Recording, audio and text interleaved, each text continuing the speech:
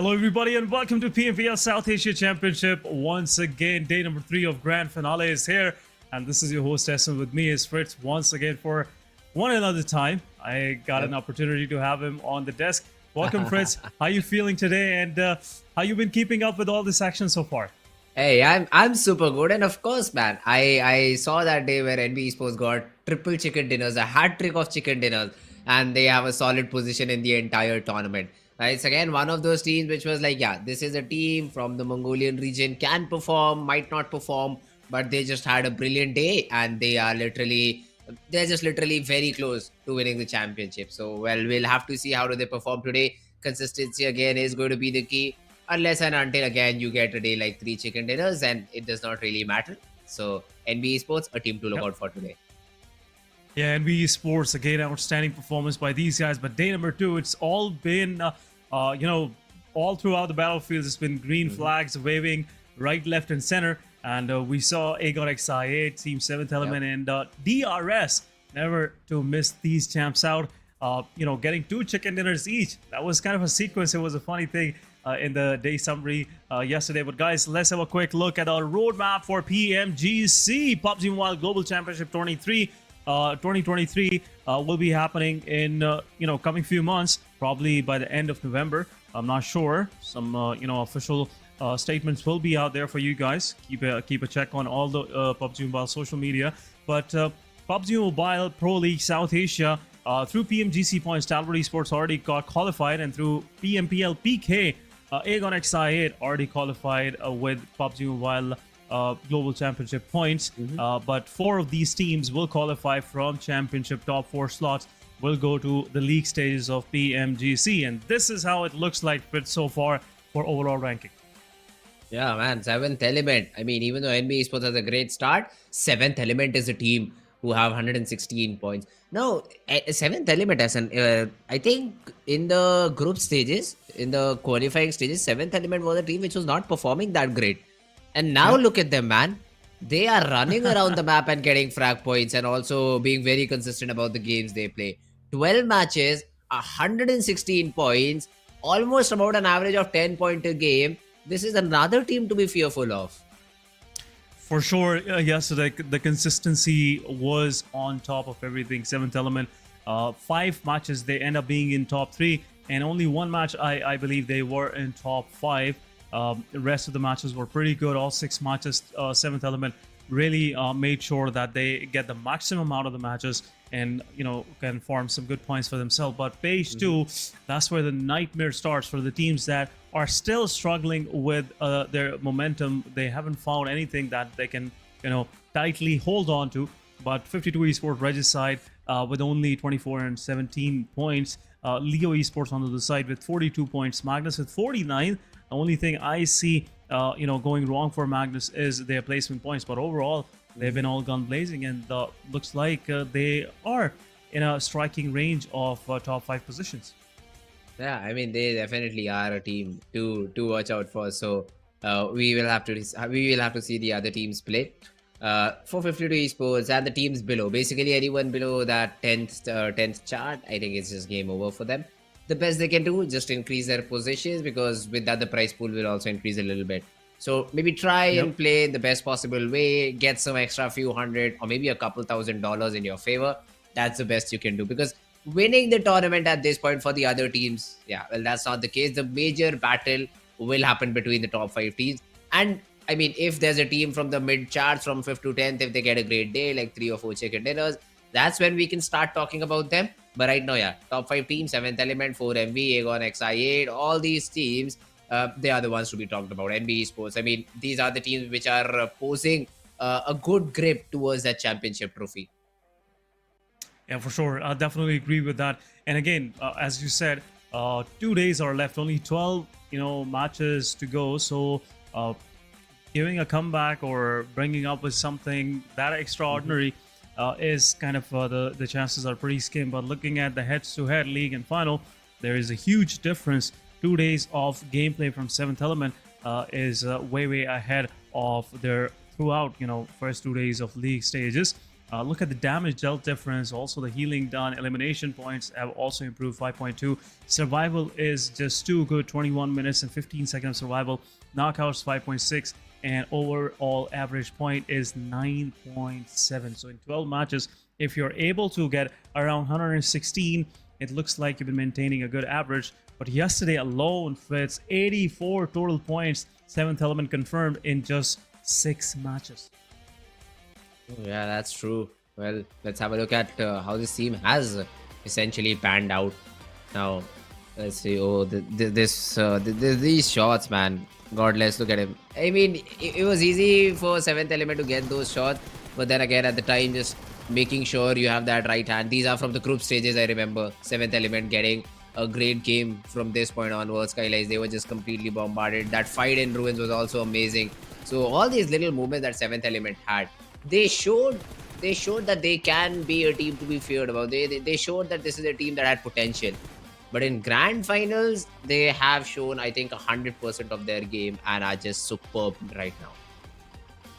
Yeah, they are really feeling themselves. At the same time, everything is working in their favor. And at the same time, whatever they've been working hard for, it's finally bearing some fruit for these guys. But we'll see if they'll be able to continue this momentum going for themselves. That's the real problem, because if you are on a high, if you are just giving this accelerator through, for sure you have to make sure that you keep up the speed. But right now, we'll see how 7th element will perform today. That's another big question posing our way. But once again, looking at the stats, this is the same head-to-head we just witnessed a moment ago. But again, Fritz, we'll be starting shortly with our first match, as it is Erangel. And in yesterday's first match, 7th element, they got chicken dinner. It was a solo situation. Gokubot against 2 players of IHC. So my fingers are again crossed for 7E. I just want to see these guys not stopping anytime soon. No, I mean, for sure, man. You would love a team from your region to win it out. I just get it. I am with you. I want a different team performing this brilliantly, because I've seen the earlier few SAC regions as well. It has always been Mongolian domination, and that's never good for a scene, right? So if it's just one region who's continuously dominating without any sort of trouble from the other regions, it's never a good scene. Now, I talk about trouble. I already saw in South Asia region that DRS Esports was a team that came in and almost took away the throne from 4MV. Now 7th element being that team. I love it. It's all fine unless and until we see a competition, even if it's 4MV or it's Stalwart Esports coming out on top, if it's NBeSports coming out on top. But if they're competed, like it's just a difference of 1 or 2 points, that's fine with me. But a very easy victory for someone is something neither of us like. I don't think so. The audience will also like a team to just go in and get that win for themselves. So even if 7th element get that chicken in the first game, I'd like for them to get eliminated in the next game a little bit early on, so that we can have that competition going on in between them. Yeah, single domination is never something that keep the interest of the audience. That's for sure. Because if you have an uncertainty connected with the gameplay, with the competition, it always keep the audience hooked into the whole mixture, So I totally agree with that. And that's been my case against Aegon XI8 in the local scene in Pakistan, because no one was there giving them any competition before 7th element arrived, and still 7th element is not giving that level of competition to Aegon XI8. These guys are pretty experienced, and also the confidence is, out of the I would say out of this world so far for Aegon XI8 after performing in PMGC and PMWI. So they are taking everyone so lightly, and they've been performing, out of their minds throughout this PMPL and also in the local scene as well, and every other tournament. So yeah, I totally agree. And now I have one more person that is on my side. So for sure, I'll be sending you the petition. You just have to make a sign as soon as possible. Yeah, done scene, no problem whatsoever. And yeah, Roy Sports, again, we just had a look at the statistic that they had. This is definitely a team to watch out for, to look out for. But till now, I think it has been a rough start. That's what I'll say for Roy Esports. Hopefully they are able to get the momentum back. 2 more days are still left. We'll have 6 games today. We'll have 6 games tomorrow. So all these teams can, try and perform in a better fashion, in a better way. So that's all I'll say. But again, I think we already see the animation going up behind. So we already know that this is going to be a map of Erangel that we will start with. So I'm super excited to see Erangel, always my favorite. I hate the map of Sanhok.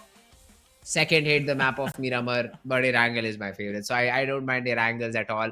This being the first game, I'm interested to see. I've not seen the grand finals as of now, as said, but in the group stages, what I noticed was a lot of Gatka zones. Is it the same case till now? Yes, so far in the first 2 matches yesterday, we have seen some unorthodox circles, and especially circles more favoring toward the northwestern side, close to Georgia Poland shooting range. And haven't seen a Gatka circle so far in my memory, but we'll see. This could be a different day overall. But looking at the schedule, guys, it's a similar schedule like yesterday. We have match number 1 for the day, Erangel, then going to Miramar, and then Erangel, then Sanhok, Miramar, and final will be Erangel once again. And again, I would like to talk more about that notion that you shared with us, Freds. Being a competitive esports player yourself, I've been telling everyone, every audiences, that there are very few teams that like Sanhok as a competitive match. And you rightfully said so, that you hate Sanhok. There is a big reason behind it, because it is the least competitive map. You never have a chance if you're left out of the circle. I mean, see, there's 2 way on how you approach the map. So the earlier way, at least I've seen, there was a very sort of a bad meta, I'd say, that almost had the map entirely killed the heal battle. That was, according to me, the worst possible meta that a game can have, because that not only continued in Sanhok but also went to the other maps as well. Like the solo player was hunting for just the first stage. He would drop all his ammo, all his every other stuff, and just get 40 medkits and be like, yeah, I got 2 more minutes left, my guy. You try and survive. I'll just try to get as many position points as possible. And the earlier meta awarded position points more than the kill points. Now that got changed because of the way our new points table is. So you only get 6 points if you end up second. That's not a huge number. But getting those frags in Sanhok, no cover first of all for majority of the game, unless and until you're lucky enough to find a compound. There's literally no cover. You can be shot upon from so many different angles.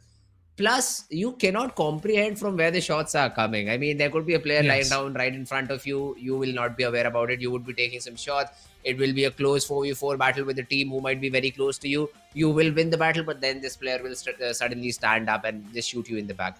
Terrain like that does not exist in Erangel. Terrain like that is not there. So you will know if there's a player nearby you. Now, all these small little things, then as you correctly pointed out, the zone problem, that's a big issue that I still think is with Sanhok. As soon as the game starts, we say we cannot use the vehicle. That's because it's so loud, it's so obnoxious, people from 500 meters away will start shooting at you. But at the same time, when the zone is like 300 meters away, what do you do about that? Now, that's a big problem. Yeah, you cannot rotate on foot, and that's really a problem. But looking at PMPL South Asia 2023 giveaway, guys, share unlimited comments in the live chat using hashtag PMPL SAC 2023, and to unlock exciting in-game rewards, 10,000 comments will get a parachute with a killer veil for sure. It could be a killer whale in your battlefield. Also a backpack, a nice looking backpack on 20,000 comments. 30,000 comments will trigger an in-game, I would say, suit for you, a nice suit that you can flex that with. Was a very nice letting one, yes. your it looks very nice to be also. It really matches the terrain of Erangel at some places. So yeah, this could be really helpful for you to prone down. So yeah, you can flex with your friends in the lobby. That of course I got this while watching PMPL, and they start being more curious. What is PMPL? And that's where you get them, on board. But let's move toward the action, guys. Top 16 teams of South Asia battling for the top 4 position and a qualification for PUBG Mobile Global Championship. And match number 13, it is day 3. and we are about to start our action. Fritz, once again, before our producer asks us for the prediction, any wild guesses you want to make? Aegon X-8. I believe it's go. a military-based zone. Now, if they just are able to win that fight that they might face in Sosnovka military base, I think Aegon X-8 will take this game home. Aegon X8. They've been a force yesterday, and we'll see if they'll be able to continue their reign over these South Asian lobby. But looking at the playing line, so far, I'm slightly back of my mind.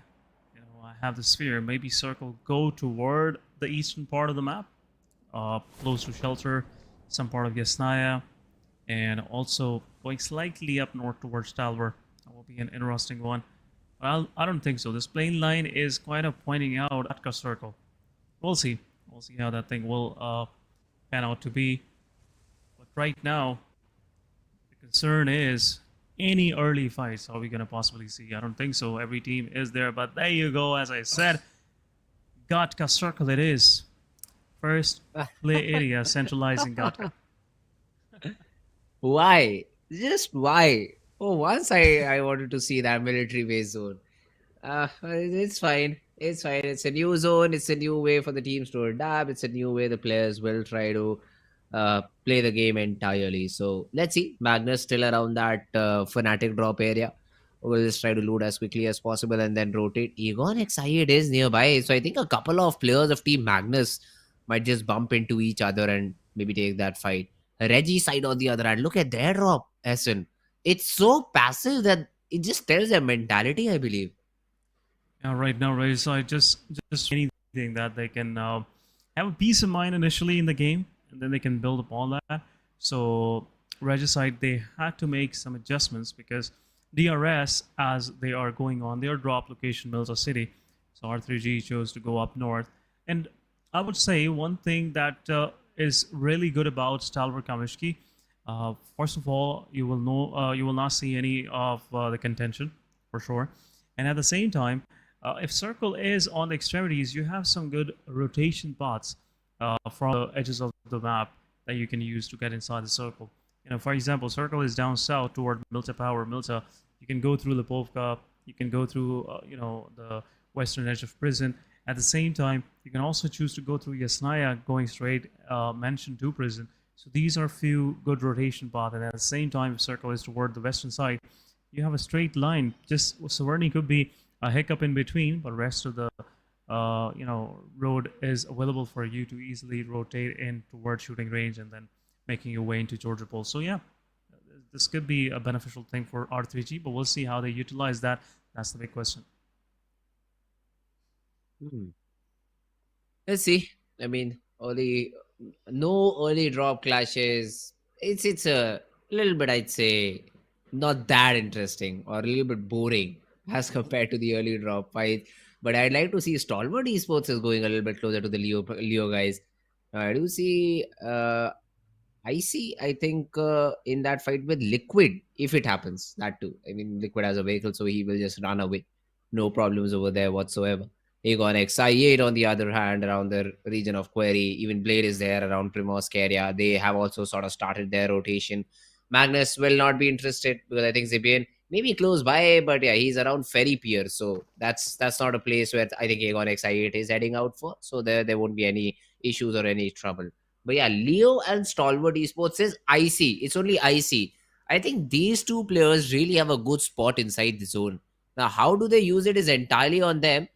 But if they can maybe just hold that area down, I think Yetauta is even going for that hill control early on, which probably will be contested by IHC. But I think as soon as they see Yetauta already there and even Liquid pushing back with some sort of backup, if you show some presence early on, IHC will respect that and then maybe take the squad house near the Georgia Pole area. So all these small little fights, small little shots could be taken onto your opponents, and you can reap the benefit out of it. For sure. You have pretty much gave them the strategy, and I would recommend Leo to actually make some time and listen to this, because this could be really beneficial. Right now, teams sometimes they tend to be based more on strategies, not looking at the game situation, and that's where they start getting the beating, and then they late realize in a tournament, okay, that's what was going wrong. We were not playing with the pace of the game. So for sure, if Leo is going for the map control like this, and IHC is there to contest them, Leo should be more prepared, and they should start putting more eggs in the basket for them to have a better chance of winning any sort of contestation. But looking at the map situation, for sure, upper northern side, close to the Mount Everest and the extremities of Gatka and Ruins, are very important. I would say anchor points for the teams to get for themselves. So we'll see, especially Leo Raw officials, how they're gonna make the most out of this favor which Circle has already given upon them. But overall, I'm not seeing rest of the Raw officials still joining in the mix. They are pretty far, and it's quite split it up. But in the kill feed, 52 Esports, what's going on? What's the plan? Valut taking down Mabetex, first player down, as the rest of the Mabetex was roaming around here, moving through these guys, and looks like T2K will hear the shots as well. This could be an early three-way fight happening between these players. Wally's position is also revealed.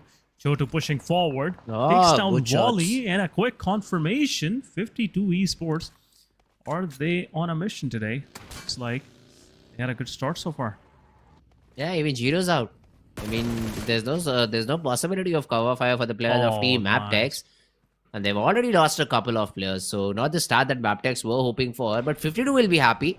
Of course they'll be happy because they've got early 2 frags. They were rotating. They are already inside the zone. That's a good start to the game for a team which has not performed in the best possible fashion in the previous few games. Yeah, 52 Esports, if they get the right confidence early on, for sure, this can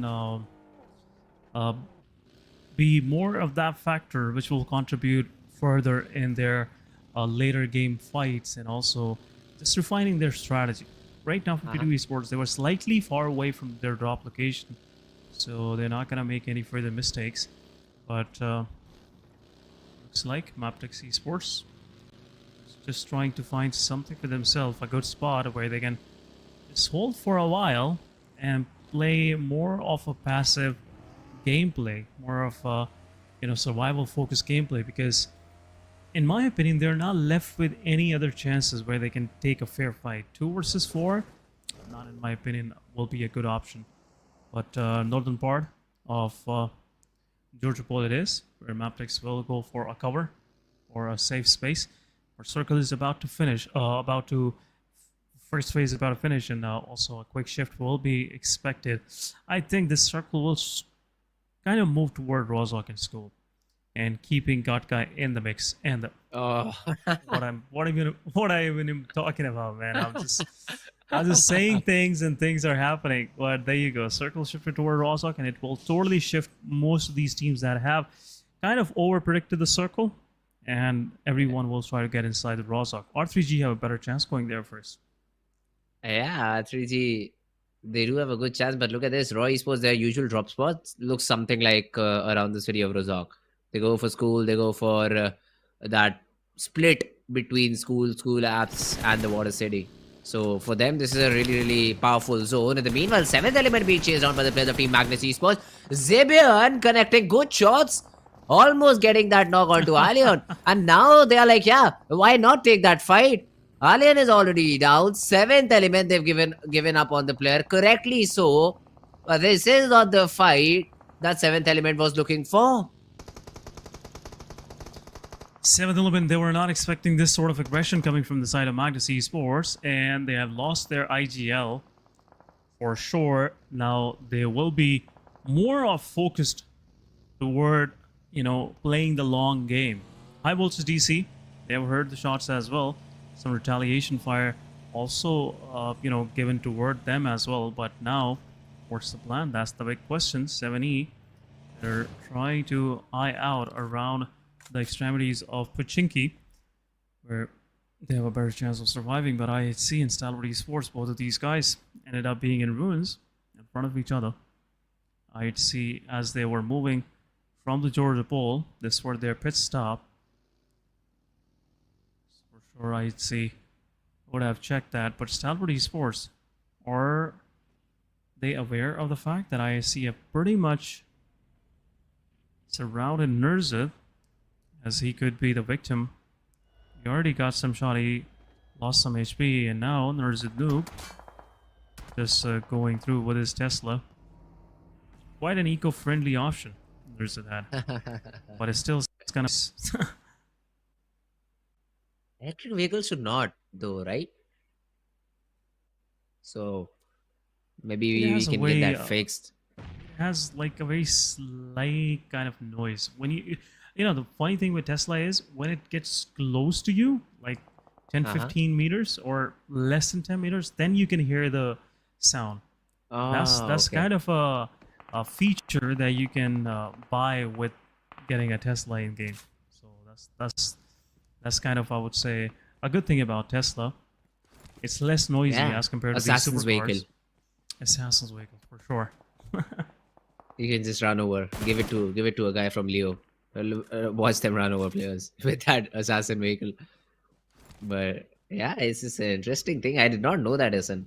So thanks for increasing my knowledge. It happened to me. That's what I'm telling you. That's what I'm telling you.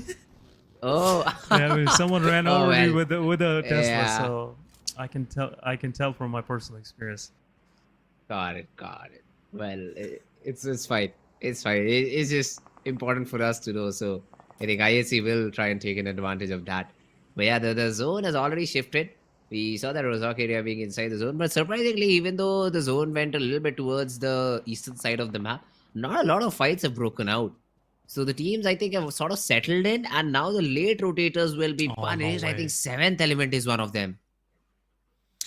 Yeah, 7th Element, they've been on their vehicle for quite some time, and now HIGHVOLTAGE, they punished them once again. 7th Element lost their play, and now some more shots, and this could be an end to the players of 7E. Divine is also knocked out in the open, and T24 OP will be the last man standing for sure. HIGHVOLTAGE GC, in my opinion, will be able to pushing forward, but at the same time, some grenades coming from the side of IQ, taking down Yetauta. Nade goes in. Nova X low on HP as well. A lot of smokes are being deployed. I will see if these smokes a great nade. Will pay any help. But a nade coming from the side of Falak. This could be the third one. But we'll see. A nade goes in. Nova X gets eliminated. But Slipknot also losing some HP. 7E at the meanwhile gets eliminated. HIGHVOLTAGE GC picking up all 3 eliminations. But Agon side, they want this position to be vacated. And there you go, a push coming forward. IQ had that angle on the player, and Leo is just left with one solo survivor, and that is Liquid X. But I'm interested to see the way Falak played that sort of mini battle, right? So he really knows how to use those nades perfectly.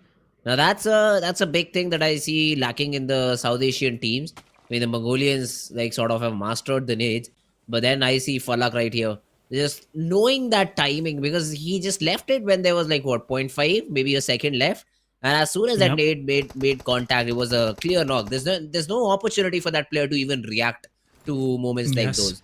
But man, that's really interesting. Agon XIA, they've got 3 frags. They also have a great compound inside the zone. I'd like to see a little bit more performance from them, because right now they're looking really strong. They are 3 quick eliminations early on, and now, as you mentioned, a good position in the circle. And pretty much they stole that position from Leo. Leo were here. They were the first claimer of this property. So, yeah, this will really pay the dividend, as the next circle will still edge these guys out. But Raw officials, they are in the dead center of the circle. Looks like the Water Town is the point of contention for MV from the outskirts. They're trying to make the move inside the circle. And at the meanwhile, Liquid will get spotted out. STE top CZ takes down the final player. 15 spot finish for Leo. Not a good start for 7E and Leo both. But still, we have 14 teams in the mix, 53 players alive, and Circle have more over shifted toward the ruins and Water Town, and it will make most of these teams out of the circle quite miserable in my opinion. It will be very difficult for them to circle. This terrain is not helpful, I must say, but at the same time, nice shot onto the players of Formidable Vibes from STE. IHCLX preparing a nade for Apex as he is closing in. Nade will be thrown. Oh, good nade. Slither up in HP, but this nade can actually take down Alex. These players are in close quarters. Alex with one more nade. East on the back. What was he trying to do? Throwing the nade, bounced it off. Came right toward him and giving him some chip damage. IHCLX repositioning himself. Apex meanwhile healed himself. And now Alex is the only one taking care of the two players of 4MV. Yeah, that's a really good start for both these teams. I mean, yes, they got knocks onto either of them, but at the end they've been able to revive themselves. Plus, ISC have a really good hold onto this position because Godless will be there, present there with a cover fire. The only thing that ISC needs to make sure is they do not get any of their players knocked right now.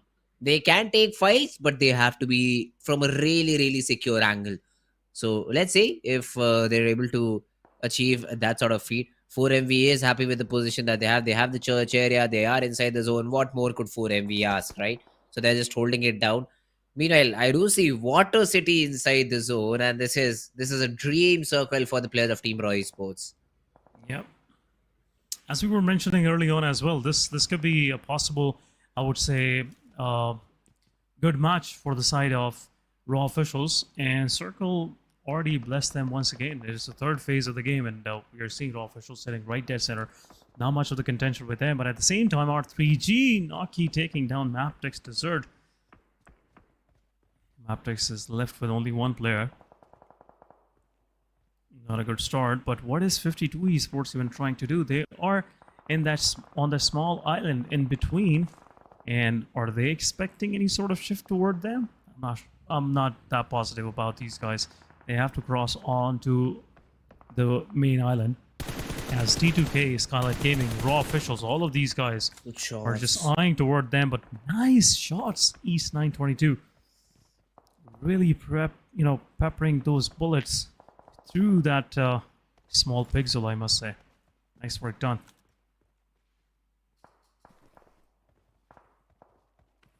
Oh, let's see. 4MV right now. East just sort of jiggling around, trying to fetch for some information. On the other hand, Faster gets a knock on a face boy. Now that's NBeSports put in a little bit of trouble, and they're fighting out against a different team at the same time. So DRS also losing a player. Was it a long range battle?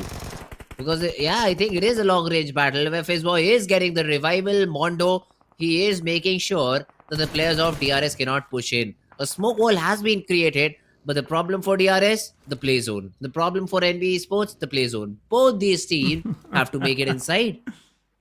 Yeah, both of these teams are trying to fight for the edge, but right now the good thing for DRS is Delta already made his way inside the circle, so not a problem for them. They have a point to go, which is potentially already hold on by their players, so that's the good thing about DRS. But Fistboy getting some chip damage at the same time. High voltage DC is on the back lines, so NBeSports is pretty much packed in between, sandwiched I must say, in between DRS and Magnus. But in the same time, Zuzu knocks himself down, and 420 boy knocks Noki. What's going on? R3G, are they facing any sort of issue? For sure they are. SKYLIGHTZ Gaming, Mafia Ninja confirming those eliminations, and now R3G left with only 2 players. But DRS, Loli and SLA pushing forward. Akaz with the nade takes down Delta. Quick push coming from the side of Rules OG, but not paying any sort of dividend. NBeSports, 2 of their players are down. Rest of the DRS, they have to push if they want to make a difference. But right now, NBeSports looks like they will make that recovery, and it will be a 2 versus 4 between NBeSports and DRS. Oh, nice one. Oh, wow. Killer just runs over Fizzboy. And now Gante is also going in for that assassination. Nice Gets one. another one out of Sekujin. The Tesla's going on a rampage right now. Killer, he is still trying to confirm that frag out of cars, which he of course will. But now DRS, let's see how do they answer back to the last remaining player, if I'm correct, onto NBeSports. It's only Mondo. And Killer is like, you know what? I'll just run him over. I'll just attempt to run him over. He goes outside the nice zone, try, but nice he gets work. taken down from far away. A lifeline thrown to the players of Team DRS by the players of Team Magnus. Magnus Esports really helping these guys out, but at the same time, SKYLIGHTZ Gaming pushing through and taking down the remaining players of R3G for 3 eliminations. Unfortunately, 1 elimination got,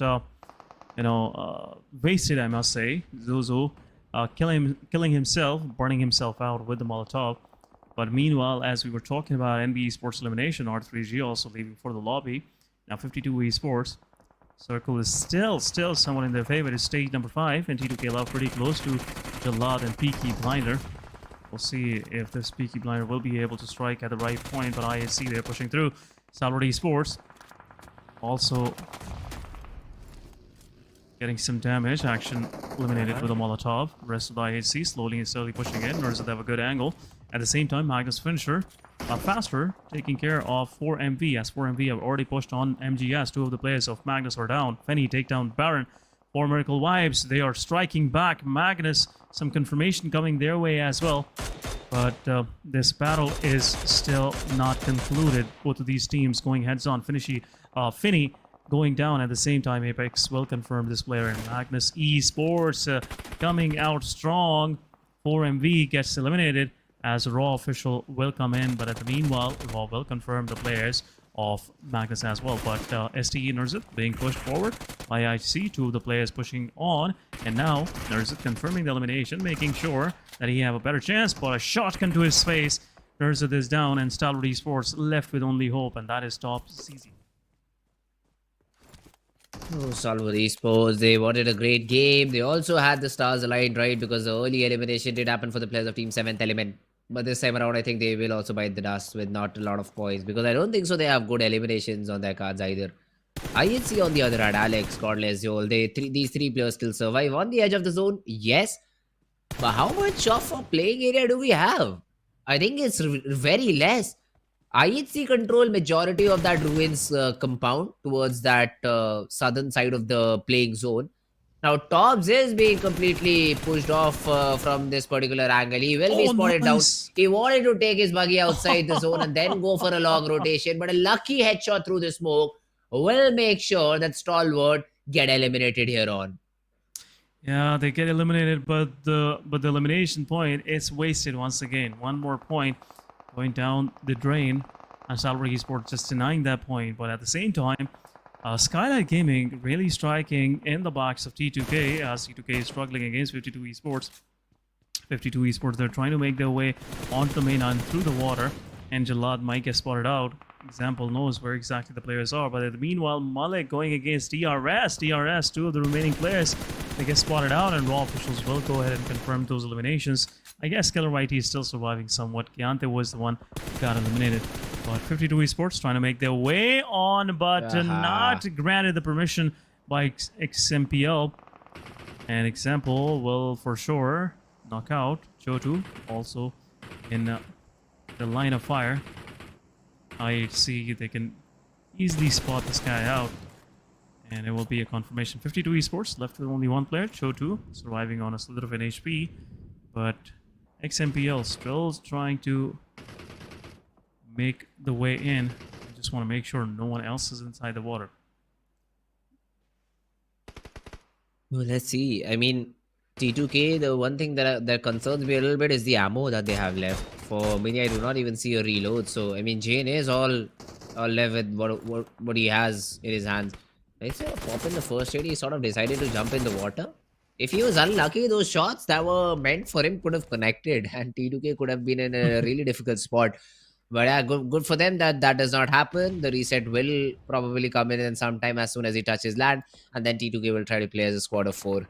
The zone again is in a very weird spot, so these teams have to figure out. I mean, IHC, they really have a strong spot, but as soon as I say that, there's a knock onto the IHC players as well. So now they will have to get their player back up, and only if they realize the amount of map control they had and took it early on. I think it was their chicken dinner. But now the other teams who still have a little bit of an opportunity, I'd say Roy Esports being one of them, can take a good area inside the zone. they can, but the only thing is they have to march out in the open. Skylight Gaming, they would love to have an opportunity where they can strike, backstab the players of Raw, but more of their attention is toward T2K as they are making a lot of noise right next to the bridge. But there you go, Raw officials taking down Alex. This could be a possible bleed out, but for sure these smokes are there to res the player. And if IHC realizing that the circle is kind of in their favor, they wouldn't let that happen. Alex might get revved up once again, but top 17 players are alive. 52 Esports Shotu, someone still surviving. That's quite interesting, but Sky just making sure that they just clear out anything that can be a possible threat for them. That could be a hindrance in their way of getting the chicken dinner. But Killer YT, he gets spotted out. Malik, he has his attention on him.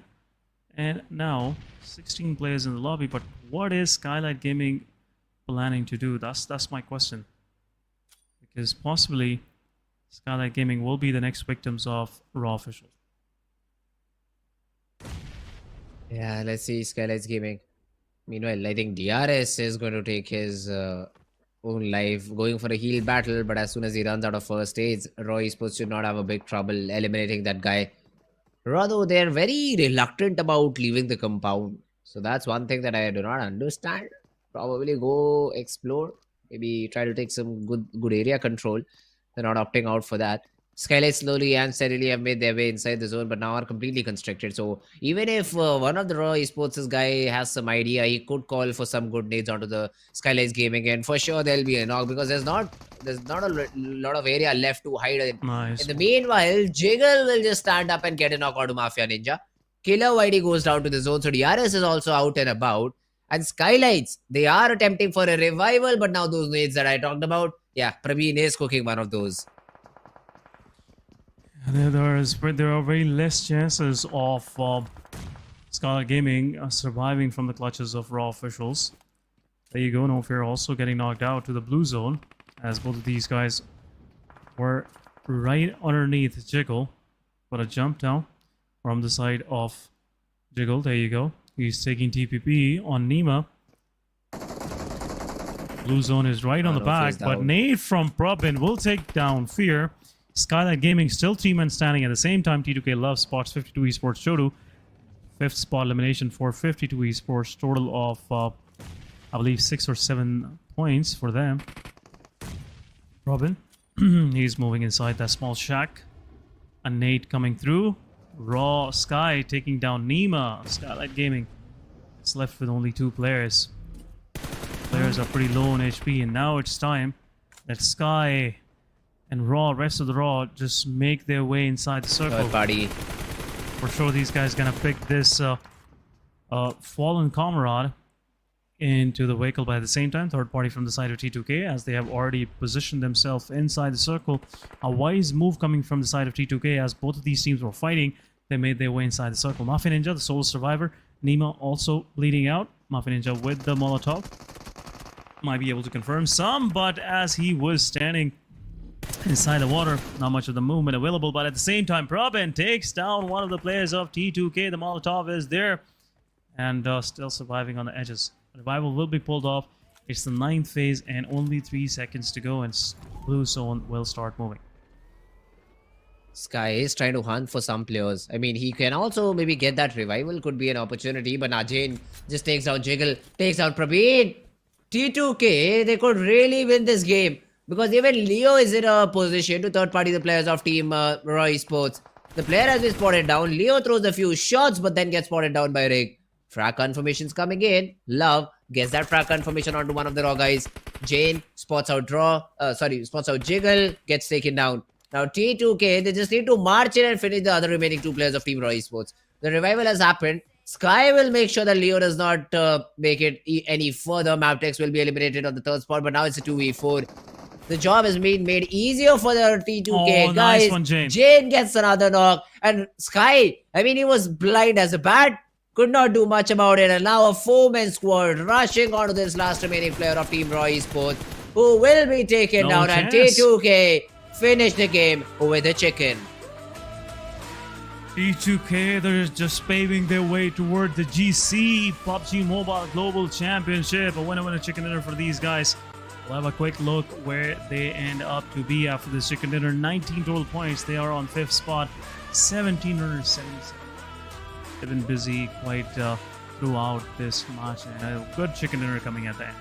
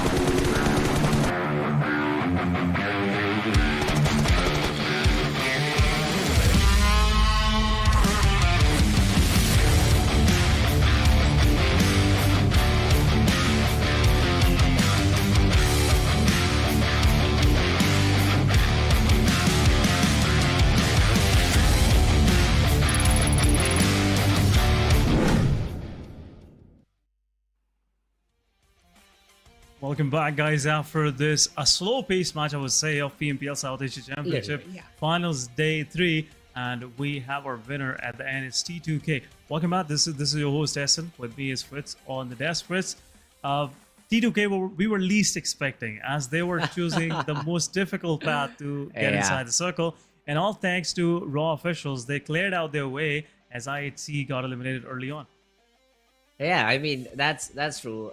A very, I'd say, confused ending for me. That's what I thought. Because for some reason, Raw Esports were very like, yeah, we're not leaving Water City. We're not ready for what's on the other side. But then suddenly the zone shifts outside the zone, and I don't know. I don't even know from where did T2K rotate, because the last time I saw, they were down in the water. And they had to take that fight against IHC. I thought it's over for T2K. That's a team gone, eliminated, cannot do much about it. But then they fight out against IHC, win it out, suddenly get the chicken. I'd say Raw threw the game, because again, they should have taken out the space very early on. They had that high ground compound. They could have left I'd say even just one player and gone for the ridges on the main island, and maybe took down the players of SKYLIGHTZ Gaming one by one, because of course you knew that on the other side, literally on your opposite side, there has to be a team. IHC was anyways firing upon the Raw players, and one of their players was knocked out. So you knew that there's a player, that there's a team out up north. Now you did not know about your nearby surroundings, which you could have taken while pushing in early on. You push in, you throw a few smokes, you get to know, oh, there's nobody near us. We still have a player backing us up from the compound behind. And then suddenly when SKYLIGHTZ, try to do something about it, they get eliminated. So, I mean, things could have been a little bit different. SKYLIGHTZ could have played with a little bit, Raw Esports could have played with a little bit of confidence. But still, I think Raw Esports, even though they were not able to get that chicken dinner, second position and the number of frags that they had will give them a good 17-18 points game. So, not that bad. Yeah, for sure. And, that's what you need. Even though it's not always important to have the chicken dinner, but if you're making the top 3 with some handsome amount of elimination points, for sure that will play a great role in the comeback as Raw is trying to make. But MVP, it's Sky once again from Raw officials. 205 healing, 774 damage, 6 total eliminations, and 28 minutes of survival. He was the last man standing for Raw Esports. But players in focus, we have Jane, really all gun blazing throughout that fight with IHC, 52 Esports, and also making sure that Raw official never stand a chance while they were trying to make inside the circle. But Apex 922, I can never forget that fight against Magnus Esports, as he was taking 3-way fight. HIGHVOLTAGE DC was on the back, and still this guy managed to confirm 3 eliminations. So big GG's to Apex as well. Yeah, and that's That's how the game entirely went. Look at this Sky, great number of eliminations, as you said. Aero with the most number of assists. HVDC, did they have good frags, Hassan? I still do not remember. We'll have to look at the bad standings for that.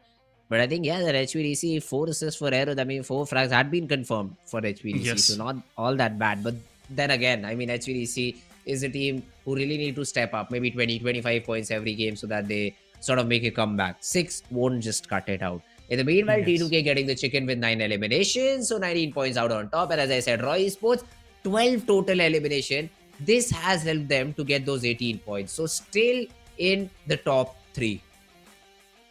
I would say one thing, as you pointed out about T2K's, move inside the circle. I would like to add on top of that, another culprit that I will put in the line of questioning for that mishap that happened, for sure, is that SKYLIGHTZ Gaming. Their focus was more toward the team inside the Watertown rather than right on the edges of Watertown. If they would have set up a good gatekeep for T2K, for sure T2K wouldn't have that kind of man advantage in the final circles. Sky, on the other side, they were more focused toward the ruins, toward the IHC, so they took down Alex, and High Voltage DC's final player, make sure that he confirms that elimination. High Voltage, they third parties, Mabetex, they third party the whole situation, but SKYLIGHTZ Gaming and Raw Official, that was their game to lose, and they pretty much lost that. They had that chicken dinner or first 2 positions out of their hand just because they didn't pay much attention toward the water side, as they were least expecting someone making their way through. Yeah, happens sometimes, and I'd say the teams just have to learn from mistakes like these. You just learn, and you just hope that you don't make the same mistakes again in the future. That's the only thing that concerns me a little bit, and probably teams will take this into consideration. But yes, they will get another opportunity. So we have another map of Erangel that will be played out today. So all these teams will be playing that map out. But then again, guys, do you still remember the graphics rolling on top of my head? Yeah, well, we will be jumping into this game of Miramar really, really soon. Land of DMRs and snipers. I just love to say that statement. I mean, Miramar as a map, sort of my favorite. I wouldn't be wrong to say that. I'd say that's a really fun map. No, I'm sorry. Second favorite, because favorite is Erangel. Then we only have 3 maps that we have to play, and Sanhok, trash. Just don't like it. But yeah, Miramar teams slowly and steadily also sort of transitioned towards using the sniper rifles. So the bolt action has been seeing some action. M24s, K98s, especially with that suppressor. My God, I just love hearing that suppressed M24. So satisfying. I mean, if you do not get that knock, just the sound of it makes me go crazy. But yeah, DMRs has been the run. I mean, for the entire South Asian region, for the entire SAC fall that I've seen, DMRs have been the run. So many 14s are being used quite a bit in this particular map. And let's see. I mean, I do hope we see them again in this map of Miramar. Yeah, for sure. DMRs, they have really switched up the role with the bolt actions. So really looking forward to how they will be utilized in this match as well. But meanwhile, thank you so much, Fritz, for being with us for the first match. And here comes another outstanding voice, guys, to our rescue. And this is Shadow. Shadow, welcome to South Asia Championship. It is match number 2, Miramar. Thank you so much, Hassan, first of all, for the lovely welcome. But I'm a little disappointed because I've been rooting for T2K since day number 1, and they get a chicken dinner when I'm not there. Excuse me, T2K, do you have a problem with me? They always, Yes, every single that's the time question. I predicted T2K in Erangel, they came on the 2nd spot. And now, when I'm not there, they get a winner chicken dinner. Never mind. Moving to Miramar. The thing is, actually, T2K, they see you as a good omen. That's why they always end up in top 3. But this time around, the uncertainty was there. There were very few chances of T2K winning this match, as I was more of counting toward Raw Officials. But T2K, they really made the big brain play, and a big brain move, I must say, and got that chicken dinner out of the hands of SKYLIGHTZ Gaming and Raw Officials. But this play line, quite similar to the first one, starting from the north, going down south, pointing out toward the extremities of Los Higos, pretty diagonal, more favoring toward the eastern side. But as I was, we will be seeing some unusual circle. There you go, one pops out, and there we have Puerto Paraíso as a centralized point. Around 30 to 40% of it is inside the water, so not much of the play area available for the players. Oh, certainly. The very first circle. I'm loving this circle because I'm a little sadistic in terms of this. I love those crazy circles. But teams like Mabetex Esports, Regicide, they can still rotate inside the circle from the eastern shorelines. But talking about SKYLIGHTZ, NBeSports, Seventh Element, they will have a very long journey. This is completely a high voltage Magnus and Againx 8 circle. Againx Ayat, speaking of this particular team also, they have always impressed me the way they bring in the aggression. But this time, yes, they are placed perfectly. If they place their cards right, they can also go for those Los Leon outskirts hill areas. Speaking of T2K, they are placed perfectly to gatekeep all the teams that will be traversing from the northern side. And speaking of IHC also, I think they can easily move inside the circle, but Magnus, these guys need to regroup as soon as possible because look at the split that is coming from their side. Yes, I do understand Magnus Esports have always been going for that split drop around La Bendita and Los Leones, but this time so many teams are present, so many early rotations will be coming in. So Magnus, they need to regroup, and still remember it was a similar circle in the previous season when Magnus Esports got a chicken dinner for themselves. So maybe things can happen again for this team. But right now, High Voltage GC, they might also be looking to head over to the side of Puerto Paraíso. Yeah, Puerto Paraíso is a town where everything is about to happen in a short while. Sure, most of these teams would like to have an early control, and that's what Magnus Esports is trying to do. La Bandita is not their spot. They mostly try to drop close to Junkshot and Nelson Rollins, and we can see most of these players already hopped into their vehicles. So can pretty much, I can say, predict where they're actually trying to be. So that could be the possible position where Magnus Esports would like to capture early on. A good real estate, a good compound to their name, and same R3G is trying to do. Look at that, some early rotation coming from their way as well. And R3G, they have tried this strategy. Making an early move during PMPL Pakistan. We'll see if this will work out today in the finals, as they might not expect Magnus Esports or High Voltage GC gatekeeping them, during this short journey that they have started from Campo Militar. But most of these teams up north, they will have a hard time getting inside the circle. I see an easy rotation for Mabetex, but rest of the teams like NBeSports, Stalwart Esports, DRS, they'll have a hard time. Look at the edges of the circle up north. T2K is there, Sky is there, Seventh Element, they are trying to make their way as well. So there will be some clashes happening during the rotation. Possibly teams that are trying to move from up north. The rotations will definitely be coming in from the northern side, but right now, looking at Picado, we have the players of Raw Esports. This has been their drop location. Raw Esports, previous game also went in their favor, but here comes the first knock. High voltage rock with a vehicle run over. Knocks down faster, gets a confirmation point as per the finished feed. And Magnus Esports says things are not looking as good for them, because now they're left with only 3 players. Magnus, they were just trying to go to the complete southern shoreline, and that is exactly what High Voltage GC was also doing. They both wanted a part of Puerto Paraíso, and now they are in a situation where they have to take a fight with each other. Sanchar had advantage. Actually, High Voltage, they're picking fight on the multiple fronts, even with the players of Regicide. Yeah, but this can actually backfire. Look at Regicide. They are not backing off, and this M249 can really I would say, big spoiler onto these players. 420 boy also giving some damage, and Cheer is also, pretty much spotted out. His position is revealed. Zozo is trying to create an angle on the player, but slowly and steadily, as Zozo is trying to make his way up this hillside, for sure this could be a full-fledged battle between these players. Rogue also joined in on the back. Sinchir is there. Some cover fire could possibly be there, but Zozo gets taken down by Sinchir, and this will be a quick confirmation. Some early frags for High Voltage DC, 2 of them to their name, but he was overstepping, gets spotted out. Rogue confirming the elimination. 420 boy at the same time takes down Ryoke, as he was that guy providing the cover fire, but Magnus is on the back lines. This could be something where Magnus would like to jump in as well. Zevan just eyeing out the surrounding, but now 420 boy realizing there's nothing much left for him in this fight.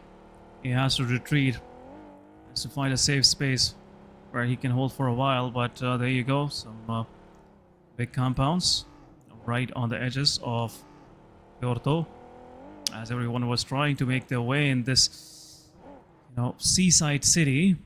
But Noki gets confirmed. Magnus Esports also won't be able to participate now. They don't have the man advantage.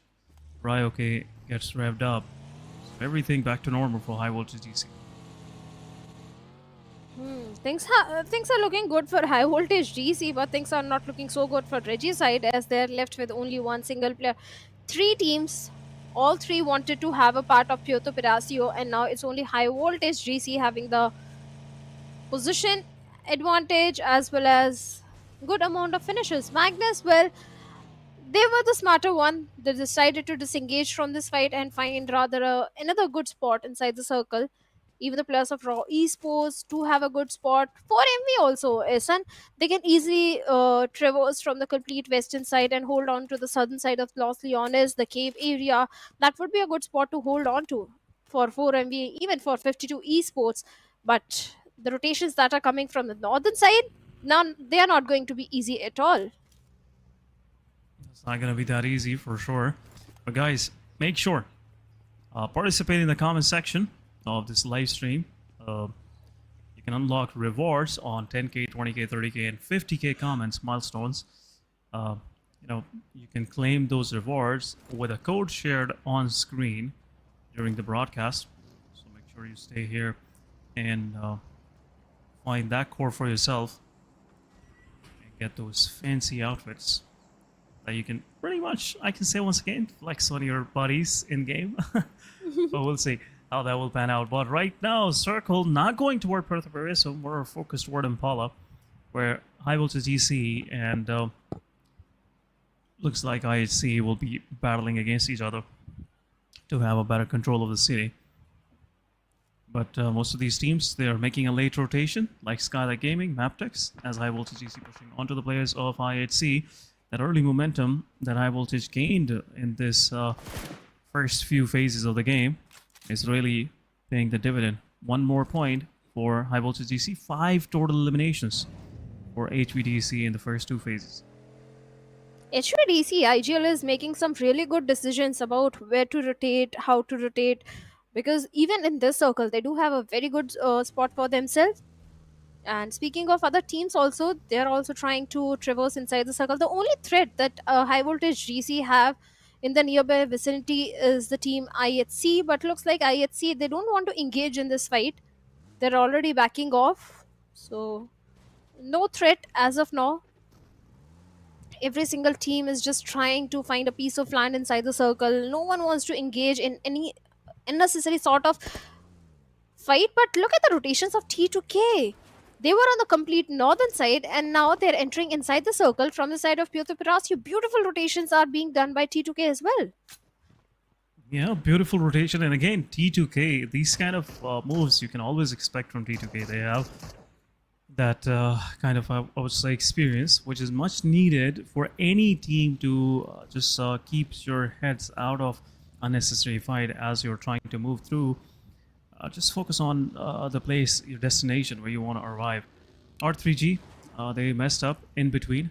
They took the fight, they took the initiative, but everything pretty much went against them. So now R3G are left with only 1 player. But another team that I'm really looking forward to how they're going to make inside the circle is 52 Esports, as they are pretty much stuck on the edges of Los Leones. And there is a big gatekeep ahead of them, Aegon XI8 of DRS. And even though if they make through these guys, Leo is there waiting for them right in the dead center. This circle shift has really made these teams to rethink that they might have to play with the pace of the game. If they are just trying to overpredict, yeah, for sure, that is really going against them, as R3G did. And now left with only player on the southern edge of the circle.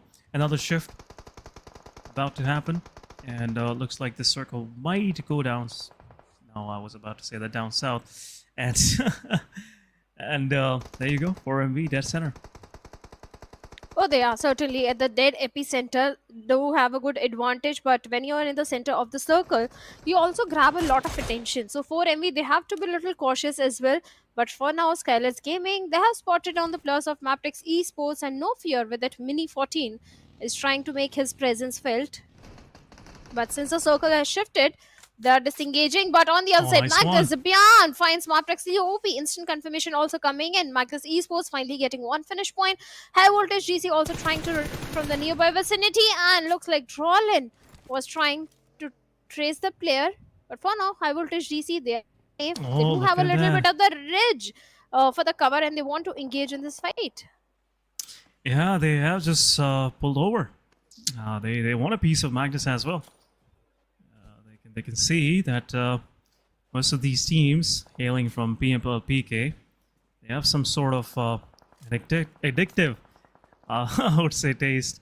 That's why everyone wants a piece of these teams. But SKYLIGHTZ Gaming stepping out in the open and staying on the roadside, really paying bounds and bounds of numbers for these guys. But SKYLIGHTZ Gaming, as they were trying to push on to the players of High Voltage DC, there you go.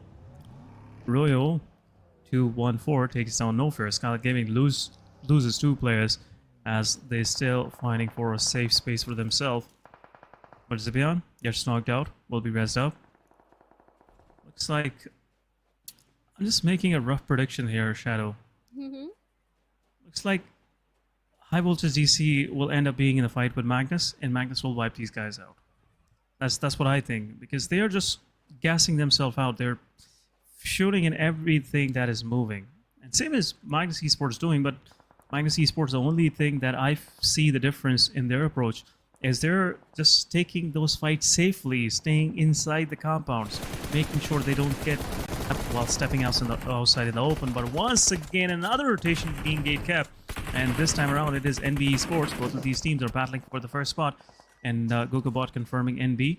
Rest of the 3 players, after sacrificing one on the way, will safely move inside the circle. 70 have a good position, and they are making sure that they take a good advantage of that. They are taking advantage, and so is Rig, the height advantage which he's having, trying to look for the confirmation point onto Mr. Boru. But looks like Demo OG has also been taken down from the side of IHC. Rig gets a confirmation point.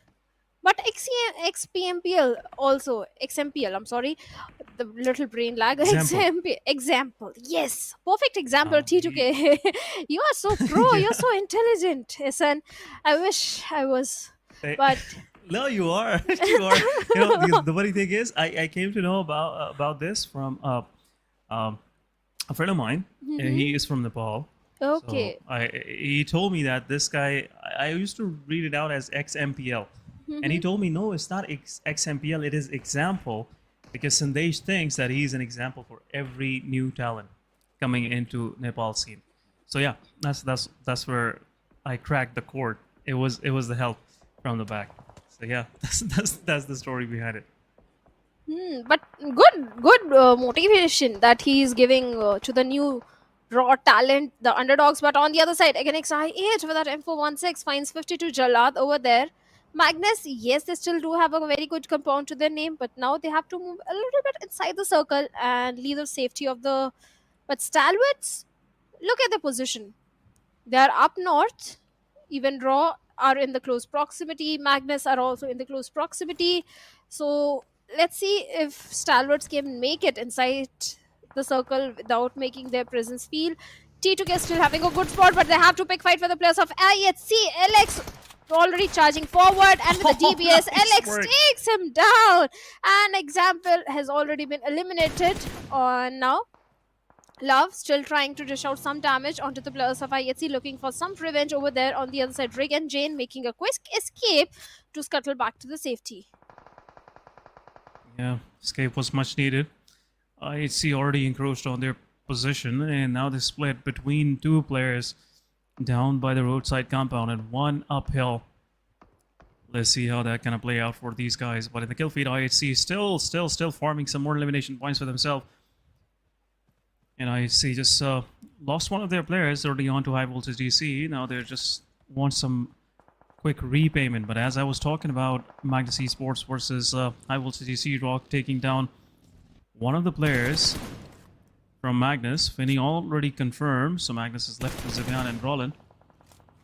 Still High Voltage DC just knocking players out. Zibian pretty far from his team. Rogue confirming this elimination, and Rogue is just having the time of his life in this match. 3 total eliminations. He's totally on the domination so far.